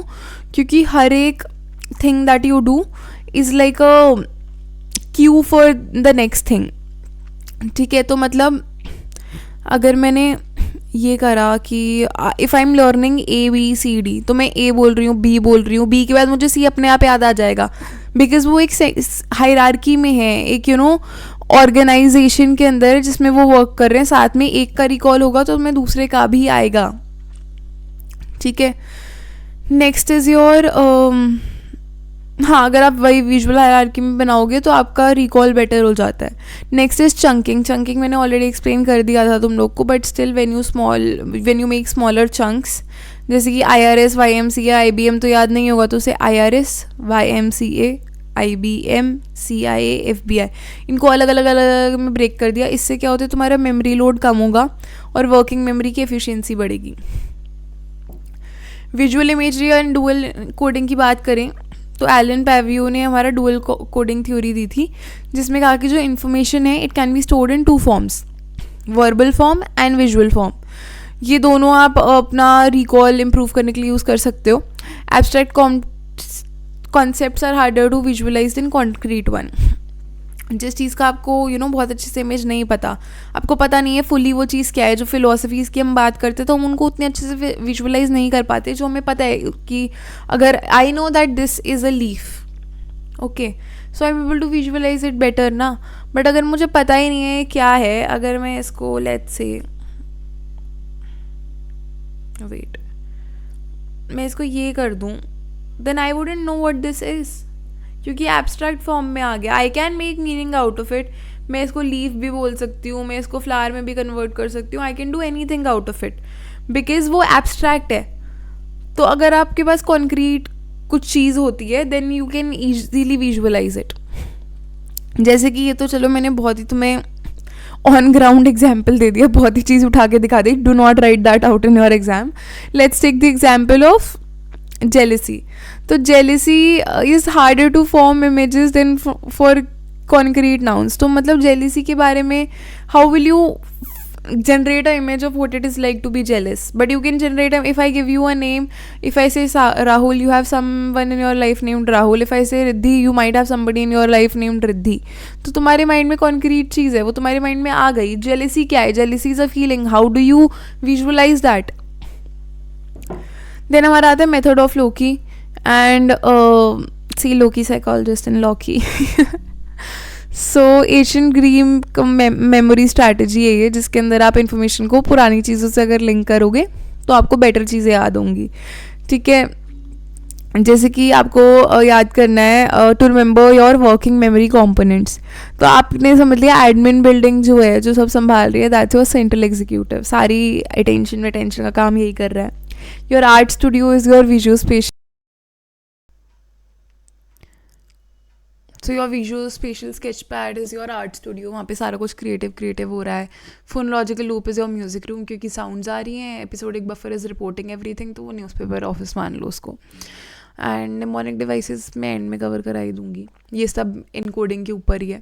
How prior knowledge shapes encoding. Gist encoding होती है, तो बेसिकली जब भी तुम कितना ही कुछ पढ़ लो तुम्हें उसका एक जिस्ट याद रहेगा. तुम पूरी वीडियो देख लो, you will not remember word to word what I am saying. तुम्हें थोड़ी थोड़ी चीज़ें याद रहेंगी, शायद थोड़े एग्जाम्पल याद रह जाए, तो वो एक जिस्ट याद रहती है. स्कीमा की बात करें तो वो मेंटल फ्रेमवर्क होते हैं वर्ल्ड के बारे में, ये सब मैं बता चुकी हूँ तुम्हें. एंड स्कीमा एंड एक्सपर्टीज़ की बात करें तो experts develop rich schemas in their domain. जैसे आई एम साइकोलॉजी स्टूडेंट, तो मेरा साइकोलॉजी के अंदर एक अच्छा स्कीमा बना हुआ है. एंड चेस स्टडी की बात करें तो एक्सपर्ट जो है वो 16 पीसेस रिकॉल कर सकते हैं. इंटरमीडिएट लोग जो है वो 8 कर सकते हैं. नोवाइस जो हैं वो 4 ही कर पाएंगे. बट जब उन पीसेस को आपने रैंडमली अरेंज करा तो सारे पार्टिसिपेंट्स ने सेम ही तरीके से बुरा ही परफॉर्म करा. तो मीनिंगफुल स्ट्रक्चर जो है वो बहुत इंपॉर्टेंट है आपकी मेमोरी के लिए. एंड या that's example. Encoding and exceptional memory की अगर हम बात करें तो जो निमोनिस्ट होते हैं और पीपल जो बहुत एक्सेप्शनल मेमोरी स्किल होती है जिनके पास, उनकी एबिलिटी जनरली लर्न करी जाती है. It's not इनेट. आपका कैसे स्कीमा डेवलप हो रहा है, आप चंकिंग कर रहे हो, एलैबोरेटिव रिहर्सल कर रहे हो, एक्सटेंसिव प्रैक्टिस कर रहे हो, इन सब चीज़ों से आपकी मेमोरी बिल्ड होती है. So if you are somebody who's like मेरी मेमोरी बहुत बुरी है, then work on it. When you work on it, when you do certain brain exercises, your memory actually improves. Technique क्या क्या यूज़ होती है? इमेजरी, चंकिंग, चंक को meaningful material से कर रहे हो, लैबोरेटिव रिहर्सल यूज़ कर रहे हो। इनका example I already told you, ठीक है। Now let's come to your neural network model. So जो बेसिकली आपका Atkinson Shiffrin model of memory है या थ्योरी ऑफ मेमोरी है, और जो level of processing theory of memory है, these both come under your information processing model only. Why? Because information and working memory also, because इन सब के अंदर यही है कि आपने बहुत डिफाइन करा है कि हाँ यहाँ से इनकोड हो रहा है। You have put memory as per storage boxes in a way, so they both come under your information processing only. Next is your neural network model, बहुत छोटू सा मॉडल है। तो it's basically storage of information memory. Human memory allows for rapid access to large number of information. हमारी memory में बहुत सारी information है, factual knowledge हो सकती है, लाइफ एक्सपीरियंस हो सकते हैं, कॉन्सेप्ट, आइडिया, एसोसिएशन, सब कुछ हो सकता है। और इसको आप किस एफिशिएंसी से स्टोर कर रहे हो, रिट्रीव कर रहे हो, ये काफ़ी सारी कॉग्निटिव थ्योरीज़ को भी इन्फ्लुएंस करता है कि कैसे मेमोरी ऑर्गेनाइज करी जा रही है, इन्फॉर्मेशन कोड रिटेन रिट्रीव कैसे हो रही है। तो मेमोरी एज अ नेटवर्क की जब बात आती है तो memory improves when new information is connected with existing knowledge. अभी मैंने क्या कहा था, मीनिंग निकालना उस नॉलेज का। Let me know what this is called, हाँ, कमेंट डाउन बिलो। तो जब आप अपनी मेमोरी को पुरानी चीज़ों से कनेक्ट करते हो तो आपकी मेमोरी इंप्रूव होती है। Whenever you learn something new and you connected with something else, तब आपकी मेमोरी क्या हो रही है, इंप्रूव हो रही है। This principle forms the basis of network models of memory. इसका आइडिया यही है कि जो इन्फॉर्मेशन है लॉन्ग टर्म मेमोरी में वो एक सिस्टम की तरह है, इंटरकनेक्टेड यूनिट्स की। बहुत सारी चीज़ें हैं, इंटरकनेक्टेड है, वो एक दूसरे के साथ जुड़ी हुई हैं, बस मोर लाइक कनेक्शनिस्ट ओनली। कि आप जब जैसे सीखते हो चीज़ें, लिंक बनाते हो, आपके लिंक और स्ट्रेंथन होते जाते हैं कॉन्सेप्ट्स के बीच में, and your memory become stronger, ठीक है। Retrieving one piece of information can trigger the activation of other related knowledge. एक चीज़ याद करोगे तो मैं 10 चीज़ें और याद आ जाएंगी। Next is your not next, इसी के अंदर associative network model. It's not a separate model, सिर्फ तुम्हारी अंडरस्टैंडिंग के लिए लिखा है। तो इसमें क्या है कि लॉन्ग टर्म मेमोरी जो है वो बहुत बड़ा नेटवर्क कंसिस्ट करती है एसोसिएटेड आइडियाज़, कॉन्सेप्ट्स का। हर एक आइडिया और कॉन्सेप्ट एक नोड की तरह रिप्रेजेंट होता है, एक नोड से रिप्रेजेंटेड है। कैरेक्टरिस्टिक ये है कि जितने छोटे कनेक्शन होते हैं उतने ज़्यादा स्ट्रॉन्ग आपके एसोसिएशन होते हैं। कॉन्सेप्ट आपके बिल्ड होते रहते हैं, सिमिलर कैटेगरीज के अंदर जाते रहते हैं। छोटे कनेक्शन से ही मतलब नहीं कि कम चीज़ से रिलेटेड है, छोटे कनेक्शन से ही मतलब है कि कितना ज़्यादा आप ब्रेक डाउन कर पा रहे हो उस चीज़ को। लीफ को मैं कलर ग्रीन से भी लिंक कर रही हूँ, मैं लीफ को स्मेल से भी लिंक कर रही हूँ। कितना एक बड़ी चीज़ को तुम छोटे छोटे पार्ट्स के अंदर लिंक कर रहे हो। मेमोरी से कनेक्टेड है तुम्हारा long term, short term, sensory, Craik Lockhart का level processing theory, Atkinson Shiffrin का इंफॉर्मेशन प्रोसेसिंग या एरोजन बॉक्स वाला मॉडल, न्यूरल नेटवर्क मॉडल, ये सब चीज़ें एक आपकी मेमोरी के कॉन्सेप्ट से कनेक्टेड है ना। An associative network functions as a schema, वो आपकी जैसे इन्फॉर्मेशन ऑर्गेनाइज हो रही है तो एज अ स्कीमा ही वर्क करेगा। एक चीज़ जब आपका कनेक्शन हिट करता है, एक कॉन्सेप्ट के बारे में सोचते हो तो उससे जो भी रिलेटेड नोड होता है वो भी स्ट्राइक कर जाता है, ठीक है। जैसे इंजन फायर कर गया, like how I told you neuron ना, कि एक इन्फॉर्मेशन यहाँ से आएगी फिर वो यहाँ पे फायर हो जाएगी एंड ऑल दैट। और ये एक्टिवेशन जब होता है तो उससे इम्प्रूव रिकॉल इम्प्रूव होता है आपका। निमोनिक जो होते हैं वो आपके मेमोरी रिट्रीवल को स्ट्रेंथन करते हैं, ठीक है। तो जैसे आपका एक्टिवेशन हुआ तो आपको एकदम से लगा कि अरे हाँ ये मुझे याद है, या जब आपने एक निमोनिक याद करा तो जब आपने वो निमोनिक बोला तो आपको एकदम से वो हिट करा, अच्छा दिस हैपेंस। सो ये चीज़ें भी एक्टिवेशन के पीछे ही होती हैं। Now there is a concept called priming which refers to activation of one concept by the other, which I already told you, अभी जो मैंने बताया है कि ट्रक, रेड, फायर से हो सकता है तुम्हें कुछ याद आ जाए कहीं आग लगी हुई थी। सो दीज थिंग्स, जैसे विबग्योर जो था, विबग्योर रेनबो कलर्स के लिए याद करा गया था। वायलेट, मतलब ये रॉय जे BIV भी कुछ लोग बोलते हैं, but we use to call it VIBGYOR, तो VIB तो ऐसे आता था तो याद रहता था, violet, indigo, blue and all that. Priming जो है वो आपकी स्पीड और एक्यूरेसी बढ़ा देती है, क्योंकि जो रिलेटेड नोड्स होते हैं वो प्री एक्टिवेटेड ही हो जाते हैं एक तरह से। जैसे जैसे आपको रिकॉल आ रहा है, एक चीज़ से दूसरी चीज़ कनेक्ट हो रही है, तो एफर्ट कम लगता है, आपको बहुत ज़्यादा सोचना नहीं पड़ता, you can just connect it. तो ये जो मॉडल है ये एक एक्सप्लेनेशन दे रहा है आपकी मेमोरी ऑर्गेनाइजेशन की, कि ये थोड़ी सी आपकी इन्फॉर्मेशन प्रोसेसिंग से अलग है। कैसे? इन्फॉर्मेशन प्रोसेसिंग में हम सिर्फ डब्बों की बात कर रहे थे कि हाँ भाई देयर आर बॉक्सेस, यहाँ पे एनकोड हो रहा है, यहाँ पे ऐसे आ रहा है, तो तुम उसमें नोटिस करना, उसमें इनकोडिंग, स्टोरेज, रिट्रीवल, आपका short term, long term, sensory, उसी में चल रहा था। इसमें उन्होंने बात ही नहीं करी उस चीज़ की। उन्होंने कहा कि नहीं भाई, देयर इज़ अ नेटवर्क है पूरा, कहीं किसी जगह पे पूरे कॉन्सेप्ट को स्टोर नहीं करते हैं। हर एक जो नोड है वो एक छोटे इन्फॉर्मेशन प्रोसेसिंग यूनिट की तरह वर्क करता है, जैसे कि आपका न्यूरॉन होता है। तो एक कॉन्सेप्ट से दूसरे का पूरा पैटर्न एक्टिवेट हो जाता है एक साथ। अगर ये राम है, let's say name, and Ram is black, Ram owns a Brisa, Ram has brown colour, Ram studies psychology, Ram is rich, ऐसे कर करके सारा कनेक्ट हो रहा है। तुमने सिर्फ राम बोला, ये सब एक्टिवेट हो जाएगा, ठीक है। रिलेशनशिप टू ब्रेन फंक्शन की अगर बात करें तो उन्होंने कहा कि न्यूरल फंक्शनिंग पे ही बेस्ड है पूरा, ऑब्वियसली, कि न्यूरॉन जैसे साइनेप्टिक कनेक्शंस बनाते हैं दूसरे न्यूरॉन्स के साथ, वैसे ही ऐसे होता है। Signals between neurons can be excitatory, inhibitory, I already explained in biopsychology. Neuron fire करता है जब आपका टोटल इनपुट एक स्पेसिफिक थ्रेशोल्ड तक पहुंच जाता है, ठीक है। Similarly, let me know what that point is called, what that threshold is called, मैंने बताया था। Nodes receive input from other nodes. They activate when input strengths cross the threshold. Connections, so basically जैसे आपको दूसरे से मिलेगा information, वैसे ही वो एक्टिवेट होगा एक थ्रेशोल्ड क्रॉस करने के बाद, एंड उस पर कनेक्शन स्ट्रेंथन और वीकन हो सकते हैं आपके लर्निंग एक्सपीरियंस पर डिपेंड करके। न्यूरल नेटवर्क में लर्निंग की बात करें तो as neural networks learn, their internal structure changes. कुछ कनेक्शन स्ट्रॉन्ग होते हैं, कुछ कनेक्शन वीकन हो जाते हैं। ये दिखाते हैं कि आपकी लर्निंग चेंज हो सकती है। How you unlearn a lot of things, and unlearning is actually hard, क्योंकि आप कनेक्शंस को वीक कर रहे हो जो ऑलरेडी स्ट्रॉन्ग बने हुए हैं। मेमोरी रिप्रेजेंटेशन की बात करें तो since concepts are not stored in single notes, एक यूनिक पैटर्न की तरह वो ऑर्गेनाइज होते हैं मल्टीपल नोट्स के अंदर, एंड मीनिंग एमर्ज होता है एक पैटर्न से, इंडिविजुअल यूनिट से नहीं होता। Now let's talk about the parallel distributed processing. So this is just like your parallel distributed model that we did in your cognitive psychology. इसको बोलते हैं parallel distributed processing model, क्योंकि बहुत सारे नोड्स साइमल्टेनियसली एक्टिवेट हो रहे हैं. Activation जो है वो पैरेलली चल रहा है अक्रॉस नेटवर्क्स, ठीक है.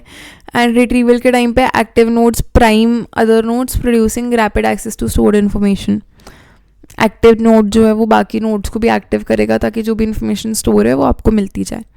न्यूरल नेटवर्क को बहुत ज़्यादा यूज़ करा गया है to stimulate human memory, learning, perception, decision making. ये डेमॉन्स्ट्रेट करते हैं कि कैसे इंटरकनेक्टेड सिस्टम्स होते हैं, जो मतलब there is not one box और टू बॉक्स जहाँ पे हम हर चीज़ स्टोर कर रहे हैं. बहुत डिस्ट्रीब्यूटेड है, इंटरकनेक्टेड सिस्टम है जो एक साथ हमारा इन्फॉर्मेशन ट्रांसफ़र करते हैं. Complex memory can emerge from simple processing units working together. तो वही है कि आपके छोटे छोटे बहुत सारे यूनिट्स हैं जो साथ में वर्क कर रहे हैं, जिससे कि आपकी मेमोरी हो रही है. Now let's talk about retrieval of memory. Memory का रिट्रीवल कैसा है वो डिपेंड करता है कि कैसी इन्फॉर्मेशन इनकोड हुई थी, रिट्रीवल क्यूज कितने स्ट्रॉन्ग है, और मेमोरी आपकी इम्प्लिसिट है एक्सप्लिसिट है. Retrieval cues is basically, let's say a particular smell reminds you of somebody, तो that is your retrieval cue, ठीक है. Smell of raw mangoes trigger your grandmother's mango pickles. This happens with me also. So my nani used to make those mango pickles. So whenever I smell something like that, I get reminded of her. Poor cues can impair retrieval. अगर आपका Q अच्छा नहीं है, अगर आपने ढंग से, तुम्हें वो चीज़ याद नहीं है, तुमने कनेक्शन अच्छे से बिल्ड नहीं करा, तुमने एलैबोरेटिव रिहर्सल नहीं करा, तो तुम्हें चीज़ें याद नहीं आएंगी. Effectiveness of cues depends on type of memory to be assessed. किस टाइप की मेमोरी आपको चाहिए और कितनी मतलब एसोसिएशन है आपकी, कितनी स्ट्रॉन्ग एसोसिएशन बनी हुई है नेटवर्क में, ये डिपेंड करता है आपका मतलब क्यू कितना, अगर आपकी जो एक्चुअल मेमोरी है उससे क्यू कितना ज़्यादा कनेक्टेड है और किस टाइप की मेमोरी है. You know, it's easier to recall a very sad memory और अ वेरी हैप्पी मेमोरी. बहुत मोनोटोनस वाली चीज़ों को आप उतना अच्छे से रिकॉल नहीं कर पाते, जबकि यहाँ पे आपके बहुत ज़्यादा इमोशनल इंटेंसिटी होती है. You can recall it very quickly. Meaningful organisation and elaborative rehearsal मैंने बता दिया है, बट मैं फिर से बता देती हूँ. तो making information meaningful during encoding is one of the best strategies for accurate retrieval. इससे आप अपनी पुरानी इन्फॉर्मेशन से रिलेट करते हो. एंड दो टाइप की होती है, लाइक मेमोराइजेशन भी. एक तो प्रिसाइज होती है, बहुत डिटेल स्पेसिफिक होती है, और एक कंसेप्चुअल होती है जिसमें आपको जिस्ट याद रहता है, ठीक है. Next is your elaborative rehearsal, personal example association बनाना नई इन्फॉर्मेशन के साथ, ठीक है, एक्सेस पॉइंट ज़्यादा बढ़ जाते हैं, तुम्हारे ज़्यादा कनेक्शंस बनते हैं और रिट्रीवल ज़्यादा अच्छा होता है. Priming and implicit memory retrieval. तो retrieving implicit memories by priming. Priming क्या होता है मैंने भी बताया था. तो एग्जाम्पल एक्सपेरिमेंट देखो, पार्टिसिपेंट्स को बहुत सारे वर्ड्स के सामने एक्सपोज करा, बाद में इनकम्प्लीट लेटर्स दिखाए. तो अब मैंगो तुम्हें दिख रहा है MANGO, you have read the words bamboo. तो अब बैम्बू तो खैर यहाँ पे नहीं है, सनी हो गया, तो ये तुम लिंक कर पाओगे. ठीक है. अगर देखो tiger and forest are the words जो प्राइम्ड नहीं है, जिससे तुमने एक बार देखा हुआ नहीं है, तुम्हें नहीं दिखाए मैंने वो वर्ड्स, तो तुम रिकॉल नहीं कर पाओगे, तुम उसको फिक्स नहीं कर पाओगे. बट अगर मैंने तुम्हें एक्सपोज कराया हुआ है पहले से, तो फिर आप तुम्हें वो चीज़ें अच्छे से याद होंगी. ठीक है. तो प्राइमिंग इज़ अगैन वही आपका जो क्यू होता है मेमोरी का, जो एक्टिवेट करता है आपकी लाइक मेमोरी को एक्टिवेट करता है, जो आपके रिट्रीवल क्यूज़ होते हैं. वर्ड्स जो वो पॉप आउट करते हैं, एकदम से आपको याद आ जाती है कोई चीज़, क्योंकि वो एक क्यू से कनेक्टेड है. Retrieval of explicit memory. Explicit memory जो होती है, मैंने तुम्हें कहा ना रिकॉल और रिकॉग्निशन का मैं डिफरेंस बताऊंगी. तो रिकॉल वो होता है जहाँ आप इंफॉर्मेशन जनरेट कर रहे हो मेमोरी से, मिनिमल क्यूज़ है कि मतलब you are thinking of it and you are framing an answer, तो तुम वो रिकॉल कर रहे हो. रिकॉग्निशन इज़ बेसिकली जहाँ तुम बस आइडेंटिफाई कर रहे हो कि हाँ, मतलब जैसे MCQ क्वेश्चन आता है, तो कई बार ऐसे होता है ना कि मुझे पता है कि वो चीज़ क्या है, बट तुम मुझे 4 ऑप्शन दे दो, मैं उसमें से चूज़ करके बता दूंगी, बट तुम मुझसे पूछ रहे हो कि मुझे एग्जैक्टली वो चीज़ बताओ, मुझे वर्ड याद नहीं आ रहा. तो वर्ड नहीं याद आ रहा है, इज़ योर रिकॉल फेलिंग, तुम्हें वो चीज़ याद नहीं आ पा रही है. जैसे अभी मुझे बार बार एपिसोडिक बफर नहीं याद आ रहा था, तो that was my recall failure. But जैसे ही मैं बैक गई और मुझे वो हिट करा कि हाँ भाई, मैंने जैसे ही EP पढ़ा, मुझे वो एपिसोडिक बफर याद आ गया, तो वो मैंने रिकॉग्नाइज करा. That was my recognition working over there. Which is easier? Recognition obviously easy रहता है, क्योंकि आपको पूरी चीज़ दिख रही है, तो आप रिकॉग्नाइज तो कर ही लोगे. पर मिस आइडेंटिफिकेशन भी होता है. आई विटनेस के अंदर कई बार ऐसे होता है कि as your memory is reconstructive in nature, तो आप हो सकता है कहीं उस बंदे को बोल दो कि इसने क्राइम करा है जिसने ना करा हो, because your memory has made it. May be that person was clean shaved, but तुम्हें ऐसे याद है कि यार तुम्हारे ब्रेन में वो एक स्कीमा बना हुआ है ना मूवीज़ वगैरह देख के, कि villains have this huge beard and unkempt hair and very bad look वाला चीज़, कि बिल्कुल संभाल के नहीं रखा हुआ, बस एकदम रफ वाला जो लुक होता है. तो तुम्हारा मे बी तुमने गलत बंदे को सेलेक्ट कर लिया बिकॉज ऑफ दैट, तो ये मिस आइडेंटिफिकेशन भी हो जाती है. तो रिकॉल जो है वो हार्ड होता है कंपैरेटिवली, बट रिकॉग्निशन के अंदर आपका रिस्क होता है फॉल्स पॉजिटिव्स का. Now let's talk about context dependent retrieval. Retrieval बहुत इंप्रूव हो जाता है जब आपके उसी कॉन्टेक्स्ट के अंदर हो जहाँ पे इनकोडिंग हुई हो. अगर तुम अभी जिस टेबल पे बैठ के पढ़ रहे हो, तुम उसी ट्रस्ट में तुम उसी टेबल पे बैठ के दोबारा ये चीज़ रिकॉल करना चाहोगे, तुम्हारे लिए वो कंपैरेटिवली ईजी रहेगा, instead of when you go out for a walk and तुम वो चीज़ याद करने की कोशिश कर रहे हो. क्यों? क्योंकि ये कॉन्टेक्स्ट के अंदर तुम बैठे हुए हो, इस कॉन्टेक्स्ट के अंदर तुमने वो चीज़ पढ़ी है, तुमने वो चीज़ सीखी है, तो इस कॉन्टेक्स्ट में तुम्हें वो चीज़ ज़्यादा याद रहेगी. ठीक है. अब गॉर्डन और ब्लैडली ने 1975 में सी डाइवर्स को 2 लिस्ट याद करवाई. ठीक है. और एक बीच के ऊपर कराई और एक वाटर के अंदर कराई. तो सबसे ज़्यादा मेमोरी तभी मैच करी, जो लिस्ट मैंने अंडर वाटर याद कराई है वो बंदे को अंडर वाटर ज़्यादा याद रहेगा, और जो मैंने बीच के ऊपर कराई है वो बंदे को बीच के ऊपर याद रहेगा, क्योंकि कॉन्टेक्स्ट सेम है. State dependent retrieval is again आपका जो बॉडी का स्टेट कैसा है. ठीक है. जैसे कि आपने कॉफ़ी पढ़ते हुए, अगर आप कॉफ़ी पीते हुए अगर आप पढ़ रहे हो, तो आपका एक फिजियोलॉजिकल स्टेट जो है वो अराउजल वाला स्टेट है. ठीक है. कॉफ़ी से आपका हार्ट रेट बढ़ रहा है, you are in that mode of activation. तो when the next time you have coffee, तुम्हारा क्या बोलते हैं, it will be easier to recall for you, because तुमने उस स्टेट के अंदर पढ़ा था, तो body remembers that state. This is also like your retrieval cue only. आपका कॉन्टेक्स्ट और स्टेट रिट्रीवल क्यू हो सकता है. You know how when you are sad, तो तुम्हें सारी बुरी चीज़ें याद होने लग जाती हैं. क्यों? क्योंकि when you are sad you start connecting it with the last time that you are sad, तो वो स्टेट डिपेंडेंट हो जाता है. एनकोडिंग स्पेसिफिसिटी की बात करें तो memory retrieval is best when retrieval cues match the cues present at encoding. Same चीज़ कि seeing a professor at grocery store में डिले रिकॉग्निशन. अब देखो ये मेरे साथ हुआ था एक बार. I had this really good teacher in school and I could recognize her in school and everything. Once I was in a grocery store and वो मुझे दिख गई एकदम से and मैं उन्हें recognize नहीं कर पाई, and she was like hi Riddhi, and I was like एक सेकंड मुझे लगा अच्छा okay ma'am hi how are you. तो वो एक सेकंड जो प्रोसेसिंग टाइम लगता है ना, क्यों? बिकॉज आपका context, you are not used to seeing a teacher outside of your school. तो वो एसोसिएशन थोड़ा सा आपका वो हो जाता है, बिगड़ जाता है.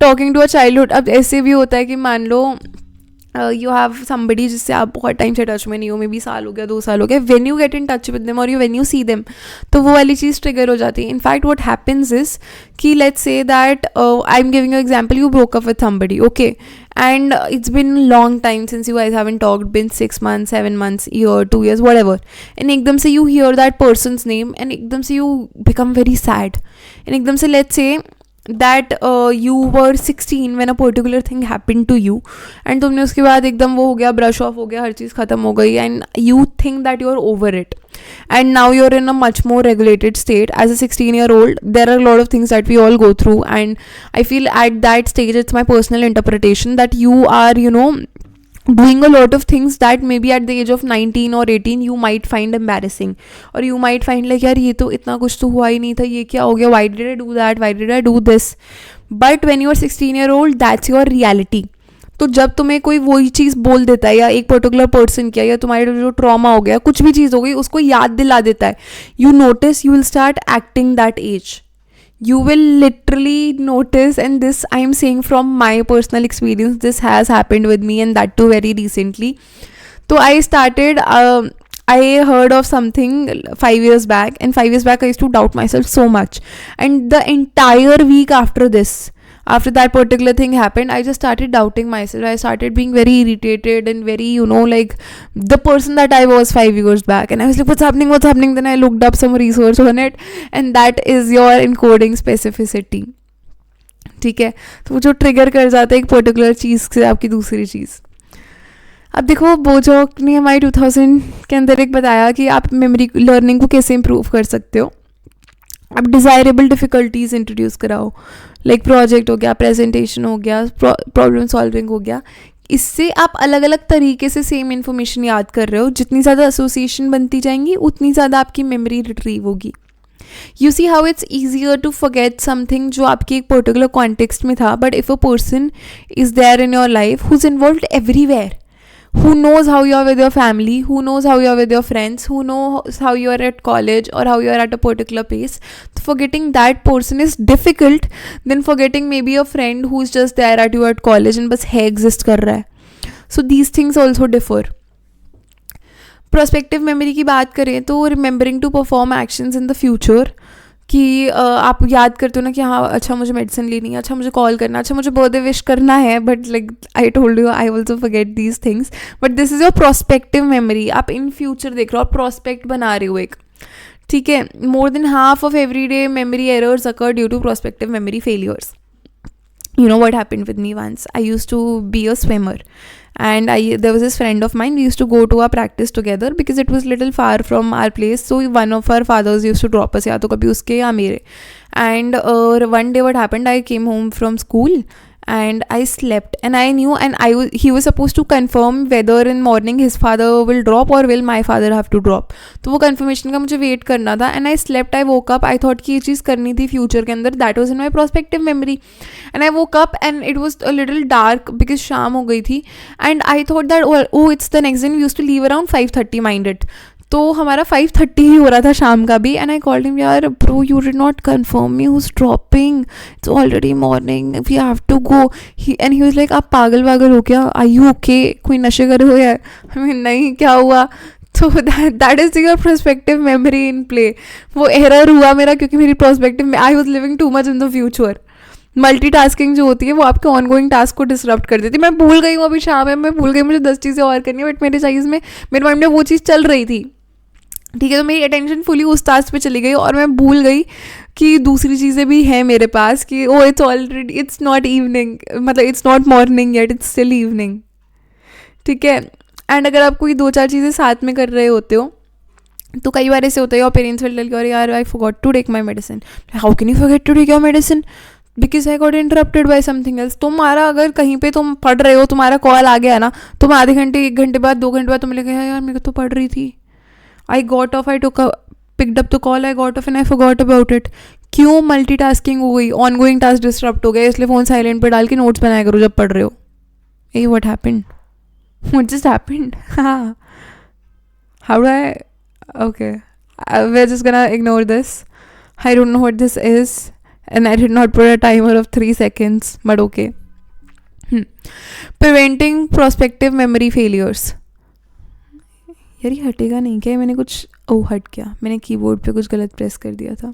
हाँ, प्रिवेंटिंग. अब फेलियर को हम कैसे प्रिवेंट करें? टू डू लिस्ट बनाओ इंस्टेड ऑफ. कई बार ऐसा होता है कि हमें पता है कि ये भी करना है, ये भी करना है, ये भी करना है, ये भी करना है, and we forget about it. नहीं हो पाता, फिर तुम्हें लगता है यार रह गया. तो टू डू लिस्ट बनाओ so that when you look back at it, you know, if I could turn my laptop I would have shown you. मेरी टेबल के अंदर पूरा का पूरा टू डू लिस्ट भरा हुआ है, ये करना है, वो करना है, कैलेंडर्स लगे हुए हैं, because I forget a lot. तो मुझे वो रिमाइंडर्स कॉन्स्टेंट चाहिए होते हैं. मल्टीटास्किंग अवॉइड करो, एक बार में एक ही चीज़ करो, फ़ोन मत चेक करो साथ में काम करते करते. Do crucial task immediately. If urgent email must be send it immediately rather than postponing. Don't think मैं कर लूँगी. You know what happened yesterday, I was recording this video only. अभी तुमने अगर नोटिस करा तो मेरा आउटफिट चेंज हो गया बीच में. तो my mother called me, she is like we have to go to this place. Like मैं नहीं आ रही, एंड देन एकदम से like I want to go. So I went and I said कि आके रिकॉर्ड कर लूँगी, but I forgot about it, so I am recording it the next day. And so these things happen कि आपके एक prospective memory का failure है कि मैं आके कर लूँगी, बट देन वो चीज़ हुई नहीं. योर एक्सटर्नल रिमाइंडर क्यूज, ले आउट योर डे. अब ये देखो ये क्या होता है, ये मैंने इस पर रील भी बनाई हुई है. कई बार तुम्हें लगता है तुम्हें समझ नहीं आ रहा कि तुम्हें क्या करना है. You want to do stuff but you can not just start. तो क्या करो, एक दिन पहले ही सारा, अगर तुम्हें पता है कि मुझे चैप्टर स्टार्ट करना है, बुक में वो चैप्टर ओपन करके सो. तुम सारे कपड़े वपड़े बाहर रखे हो कि उठूंगी, नहाऊंगी, काम करना स्टार्ट कर दूंगी. Why? Because your brain does not like to start things. उसको लगता है यार स्टार्ट करना पड़ेगा. पर अगर तुमने अपना स्टार्ट ही फिक्स कर दिया कि हाँ मैं अभी बस 5 मिनट के अंदर ये सब ऊपर सेटअप कर रही हूँ, मैं 5 घंटे बाद आके करूँगी, तो तुम्हारा ब्रेन कर लेगा क्योंकि वो तुम्हारे सामने चीज़ें खुली हुई पड़ी हैं. You will follow the momentum but you will not be able to just, you know, क्या बोलते हैं, स्टार्ट करने में तुम्हें दिक्कत होती है. एक बार चीज़ें लेड आउट है, एक बार मैंने पीपीटी बना ली तो मैं तुम्हें पढ़ा रही हूँ. अगर मैं पीपीटी बनाने के लिए सोचूं यार पीपीटी बनानी है तो मैं बना नहीं पाऊंगी. अब मैंने बना लिया तो it's easier for me to teach. Avoid frequent, बार बार ब्रेक लोगे तुम भूल ही जाओगे. Very normal thing. अब देखो memory and forgetting mechanism, disorders in constructive processes. Last topic है पूरे चैप्टर का. बहुत लंबा वीडियो हो रहा है, आई नो, बहुत लंबा यूनिट है, but let's just get done with this. You want a break, take a break, not more than 5 minutes. Go drink water and come back. Pause कर लेना, मैं तो पढ़ा ही रही हूँ बिकॉज क्या करें, I can't take a break, no. The nature and causes of forgetting. Forgetting is perceived as the decay of information over time. Forgetting को क्या कहते हैं कि इन्फॉर्मेशन ओवर टाइम डीके हो रही है. पर साइकोलॉजिकल रिसर्च ये बताती है कि there is a passage of time जहाँ पे ज़्यादा इन्फॉर्मेशन डीके हो रही है इंस्टेड ऑफ कम. अबे हेबिंगस का याद है तुम्हें वो ग्राफ, कर्व ऑफ फॉरगेटिंग था? नहीं याद है तो मैं आगे बता दूंगी. Decay versus interference. कुछ थ्योरीज ये कहती हैं कि लोग लॉन्ग टर्म मेमोरी जो होती है उनकी फेड हो जाती है. while some theories propose that long term memory traces fades. हाँ, क्या लिख दिया मैंने. तो कुछ थ्योरीज ये कहती हैं कि जो मेमोरी के ट्रेसेस होते हैं वो फेड हो जाते हैं ओवर टाइम. तो वो डीके थ्योरी है कि जो आपके ट्रेसेस है मेमोरी के अंदर, जो हमने न्यूरल नेटवर्क में पढ़ा था, वो डीके हो जाती हैं चीज़ें. बट कुछ तो थ्योरीज ये भी कहती हैं कि इंटरफेरेंस से भी चीज़ें कैन वर्क आउट. मतलब अगर तुम्हारा इंटरफेरेंस हो गया तो भी तुम चीज़ें भूल जाओगे. Pivotal study by Minami and Dallenbach in 1946 demonstrated this using cockroaches. Cockroaches were conditioned to avoid a dark compartment via a electrical shock. जैसे वो डार्क कंपार्टमेंट में जाते थे, इलेक्ट्रिकल शॉक लगता था. एक बार उन्होंने सीख लिया तो उन्हें 2 कंडीशन में रखा गया. एक तो रिस्ट्रिक्टेड कंडीशन थी, जहाँ पे कोन में रखा वहाँ पे इनएक्टिव ही थे, कहाँ ही जाएंगे. एक्टिव कंडीशन थी जहाँ उन्हें अलाउ कर दिया था कि आपको जहाँ जाना है जाओ. रिजल्ट ये था कि एक्टिव कॉकरोचेस जो थे they showed significantly more forgetting than inactive ones. कि जो उनकी एक्टिविटी है उससे फॉरगेटिंग हो गई because they are, you know, now just doing stuff. वो चल रहे हैं, ठीक है. कुछ स्टडीज़ ने ये भी दिखाई कि जो रिकॉल है वो आपका ओवर टाइम इम्प्रूव भी हो सकता है एडिशनल प्रैक्टिस की बगैर. That's called reminiscence.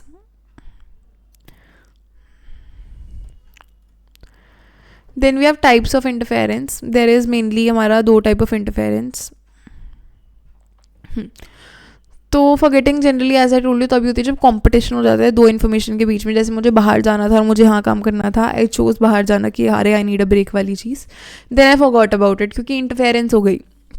First is your retroactive interference. नई इन्फॉर्मेशन आई, पुरानी इन्फॉर्मेशन के रिट्रीवल से वो इंटरफेयर कर गई.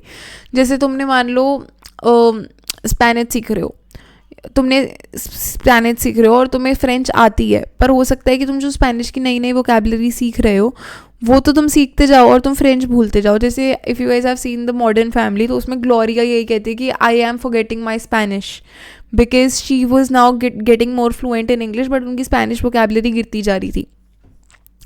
प्रोएक्टिव इंटरफेरेंस जब ओल्ड इन्फॉर्मेशन अपनी नई इन्फॉर्मेशन के रिट्रीवल से वो जाती है, अटक जाती है. कि मान लो अगर तुम्हें ऑलरेडी स्पेनिश आती है और तुम फ्रेंच सीखना चाह रहे हो, तो तुम फ्रेंच के वर्ड्स नहीं सीख पा रहे क्योंकि तुम्हें ऐसे हो रहा है कि मतलब स्पेनिश ही याद है. या कई बार ऐसे होता है ना कि इंग्लिश हिंदी के अंदर कुछ चीज़ है जो आपको इंग्लिश में पता है but you don't know what's that in Hindi, but Hindi is your first language and you are forgetting that. तो वो तुम्हारा रेट्रोएक्टिव हो गया.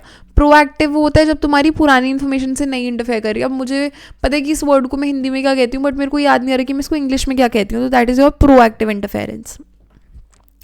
Now there is something called retrieval inhibition in encoding failure. Retrieval inhibition क्या होता है कि आप जब याद कर रहे होते हो कोई भी चीज़ को, इट्स वेरी कॉम्पिटिटिव प्रोसेस. आप मतलब कुछ कुछ पर्टिकुलर चीज़ें याद करना चाह रहे हो, you are not trying to remember everything. उससे रिलेटेड हर चीज़ नहीं याद करनी. बस कई बार ऐसा होता है कि यार मुझे याद है, मुझे उसके आसपास की सारी चीज़ याद है, मुझे बस वो चीज़ याद नहीं आ रही. तो that happens a lot of times. तो इनहिबिशन से क्या होता है कि वो जो सप्रेस्ड आइटम्स होते हैं उनको रिकॉल करना थोड़ा मुश्किल हो जाता है आपका, कि you are trying to recall a particular thing but वो हो नहीं पाती है. Then we have encoding failure. अगर आपका इनकोडिंग ही बहुत अच्छे से नहीं हो पाई है तो फिर आपकी मेमोरी में वो कैसे आएगी चीज़.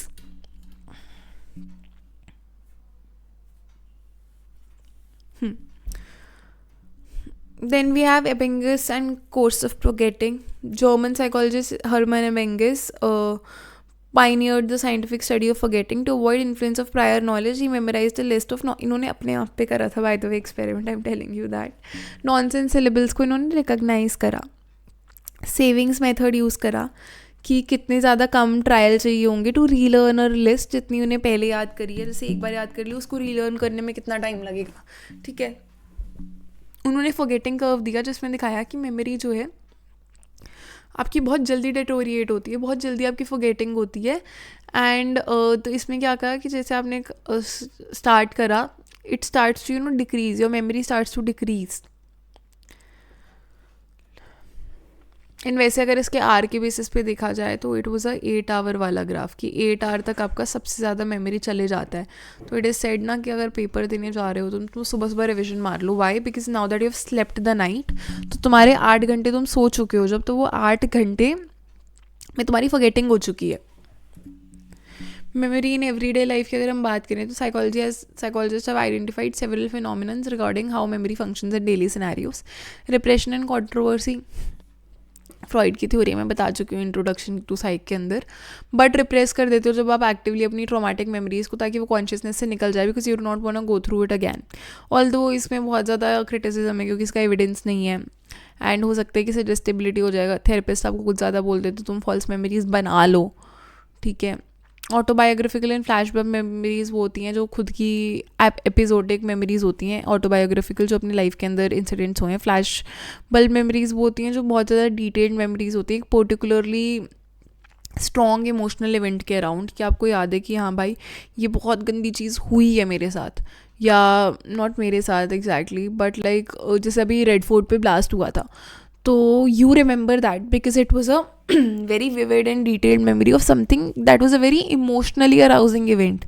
वो बहुत ही ज़्यादा मे बी एक्यूरेट लगे आपको कि हाँ ये चीज़ एक्चुअली में दोबारा हो रही है when you think of it.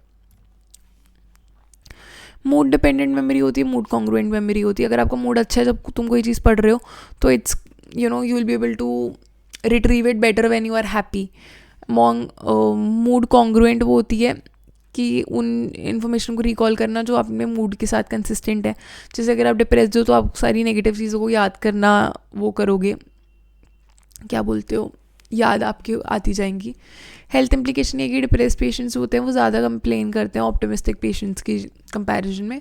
Then we have your tip of the term phenomenon, very basic phenomenon, कि जो आपको लगता है यार मुझे आ रहा है मुझे आ रहा है मुझे आ रहा है, but you are not able to name it, you are not able to put it into words, so that is your tip of the term phenomenon. Memory improve कैसे करते हैं? इंटरफेरेंस कम कर लो, डिस्ट्रीब्यूटेड प्रैक्टिस करो, मास practice मत करो। मास practice distributed practice का बहुत अच्छा वो दे रखा है चिकरेली के अंदर। तो डिस्ट्रीब्यूटेड इज़ बेसिकली जब आप टाइम टाइम टाइम टाइम पे याद कर रहे हो, जैसे अभी तुमने 1 यूनिट करा, फिर तुम अगले दिन नया यूनिट कर रहे हो, तुमने ऐसे 4 दिन में 4 यूनिट ख़त्म कर लिए अपने, but that is much better than doing your 1 दिन में 4 यूनिट, क्योंकि तुम्हें सिर्फ वो हो सकता है कि हाँ शॉर्ट टर्म में याद आ जाए, तुम्हारी वर्किंग मेमोरी में वो रहे, may be you will remember it till your exam, but उसके बाद तुम भूल जाओगे। डिस्ट्रीब्यूटेड करो, 10 दिन के अंदर 10 चीज़ें याद करो। Visual imagery method of flow की एसोसिएट करो फेमिलियर मेंटल बात के साथ। कॉन्टेक्स्ट यूज़ लो, एक्रोनिम्स यूज़ करो, निमोनिक्स यूज़ करो। प्रोस्पेक्टिव मेमोरी दोबारा क्यों आ गई है यहाँ पे? Is remembering to perform actions in future, time based हो सकती है, इवेंट बेस्ड हो सकती है। Well told you this. Amnesia and brain pathology की बात करें तो it is more of memory disorders वाला portion. It is not necessarily in your syllabus, but last topic है, बुक में दिया हुआ है तो मैं कवर करा रही हूँ। अमनीजिया होती है मेमोरी लॉस जो आपकी किसी ब्रेन इंजरी से हुई है या मेंटल इलनेस से हुई है, ठीक है। और रेट्रोग्रेड अमनीजिया होता है जो आपके इंजरी के पहले के जो मेमोरी होती है वो चली जाती है, या उसके बाद उसके पहले वाली सारी मेमोरी चली जाती है। एंड एंटेरोग्रेड अमनीजिया वो होता है जो उसके बाद की मेमोरीज नहीं बन पाती, जैसे जो अभी हमने केस पढ़ा था एपिलेप्सी वाला, HM वाला, ठीक है। कॉर्सकॉफ सिंड्रोम एक ऐसा सिंड्रोम है जो अल्कोहलिज्म से होता है, और इससे दोनों टाइप के अमनीजिया हो सकते हैं। अल्जाइमर्स हम सबको पता है, it's a very severe condition जहाँ पे यू स्टार्ट फॉरगेटिंग थिंग्स, ठीक है। There is accumulation of plaques which is basically जो भी आपके प्रोटीन क्लम्प्स होते हैं न्यूरॉन के बीच में वो अक्यूमुलेट हो जाते हैं एंड वो टैंगल हो जाते हैं न्यूरॉन्स के अंदर। तो इससे आपका acetyl choline neurotransmitter does not get does not get to function properly, जिससे आपका सबकॉर्टिकल टेम्पोरल लोब के अंदर डैमेज होने लग जाता है, जो जैसे जैसे बढ़ता जाता है कि फ्रंटल लोब में भी आ जाता है। एंड जेनेटिक भी हो सकता है अर्ली ऑनसेट देखा जाए तो, बट रेयर है। एंड लेट ऑनसेट जो है वो कोलेस्ट्रॉल वगैरह के पीछे भी हो सकते हैं, cholesterol transporting genes. I am talking about genetics over है, not just how much cholesterol you are consuming. Then there is infantile amnesia कि जैसे ऑब्वियसली एडल्ट्स को अपने पहले 3-4 साल याद नहीं रहते चाइल्डहुड के, तो theories include that immaturity of brain regions, क्योंकि आपके ब्रेन उतना ज़्यादा कॉम्प्लेक्स नहीं बना होता, फंक्शनिंग आपने सीखी नहीं होती, आपको ब्रेन को कैसे यूज़ करना है, तो आपको चीज़ें याद नहीं रहती। मेमोरी एक कंस्ट्रक्टिव प्रोसेस है, आप कॉन्स्टेंटली बनाते रहते हो अपनी मेमोरी। स्कीमा डिस्टॉर्शन की अगर हम बात करते हैं तो बार्लेट ने अपने वॉर ऑफ गोस्ट स्टडी के अंदर दिखाया कि ब्रिटिश पार्टिसिपेंट्स जो थे दे डिस्टॉर्टेड फोक टेल, जैसे उन्होंने वो you know how use to play Chinese whisper, Japanese whisper, आप एक सेंटेंस बोलते थे वो जाते जाते जाते जाते बदल जाता था। That was a hearing issue, but उसी को तुम मेमोरी के बेसिस पे समझो। रोजी रेट्रोस्पेक्शन, हम अपने फेवर के अंदर मेमोरीज बनाते हैं, अगर हमें जो अच्छा लग रहा है वो अच्छा लग रहा है, we want good things to happen. You know how nostalgia is always so nice कि यार उस टाइम पे ऐसे था, no matter how shit of a condition you would be in, but तुम्हें नॉस्टैल्जिया में वो अच्छी लगती है। Boundary extension, people tend to remember scenes in photographs as having wider, वही चीज़ है, तुम्हें फोटोग्राफ में याद रहेगा कि हो सकता है एक बड़े एंगल से तुम्हें वो चीज़ याद हो, भले एक्चुअलिटी में वो चीज़ हो ना हो। Miss information and I witness testimony, miss information effect वही है कि there was a case where participants was asked to watch a car crash. Those asked how fast car were going when they smashed gave a higher speed esteems than those. तो basically आपकी terminology अगर मैंने use कर ली कि ये बताओ मुझे car की स्पीड कितनी थी जब वो स्मैश हुई. Smash is a strong word कि एकदम से ऐसे हो गया, ख़त्म हो गया सब. तो उस लोगों ने कहा कि बहुत तेज़ स्पीड में थी. बट जिन्होंने जब एक्सपेरिमेंटर्स ने उनसे पूछा कि क्या स्पीड थी जब कार्स कॉन्टैक्ट हुई, देखो टकराव वो दोनों में ही रही हैं, बट कॉन्टैक्ट थोड़ा आपको लगता है कि हाँ ज़्यादा कुछ नहीं हुआ होगा, तो उन्होंने कम स्पीड बताई. Source confusion is basically eye witness may recognize a suspect from a mug shot and mistakenly believe कि वो क्राइम सीन पे थे, भले वो हो ना हो. Child eye witnesses children are highly suggestible. Children तो स्टोरीज़ बना सकते हैं, आप उसको कितना ही क्वेश्चन कर लो वो फॉल्स मेमोरीज बनाएंगे. इवन दो उस बंदे ने कुछ करा ना हो, बट चाइल्ड कहेगा कि हाँ इसने भी करा था, इसने भी करा था. एंड लाइक मैंने तो कुछ करा ही नहीं. एंड लाइक नहीं मम्मी इन्होंने हमें ये कह दिया वो कह दिया, मैंने कब करा ये सब. But the child makes stuff up. So that's child I witness वाला कॉन्सेप्ट. कल्चर इन्फ्लुएंस करता है आपकी मेमोरी को भी कहीं ना कहीं. इंडिविजुअलिस्टिक कल्चर में आपकी पर्सनल चीज़ों पे ज़्यादा एम्फेसिस होता है, तो average age of memory approximately 3 years होती है. कलेक्टिविस्ट के अंदर क्योंकि इंट्रैक्शंस बहुत ज़्यादा होते हैं, अर्लीस्ट मेमोरीज जो होती है वो फैमिली इंट्रैक्शन पे होती हैं, तो एवरेज एज जो होती है वो 4 years की होती है. This is it for today. We are done with intro to psych का यूनिट नंबर 2. इंट्रो का यूनिट 2 हो गया, एक यूनिट बचा है, कल मैं ख़त्म करा दूँगी. बायोसाइक का यूनिट 3 मैं आज ख़त्म करा ही दूँगी. And I think by 5 we should be done with all the syllabus. मैंने आई नो पहले कहा था 29 तक करा दूँगी, but I constantly fell sick and I got infections and then मेरा यूट्यूब ने पंगा कर दिया. Lot of things happened, so थोड़ा सा delays would be there. And for the PPT you can join my WhatsApp community. मैंने ये वाली ऑलरेडी भेज दिया. अगर न्यू ज्वाइन कर रहे हो तो you can always put up a text there. मैं नहीं तो कोई ना कोई तो भेज ही देगा, क्योंकि I have already share it over there in case मेरे से मिस हो जाता है. तो you can comment down for any question that you have और एनी थिंग. सो या that's it guys. Bye, take care.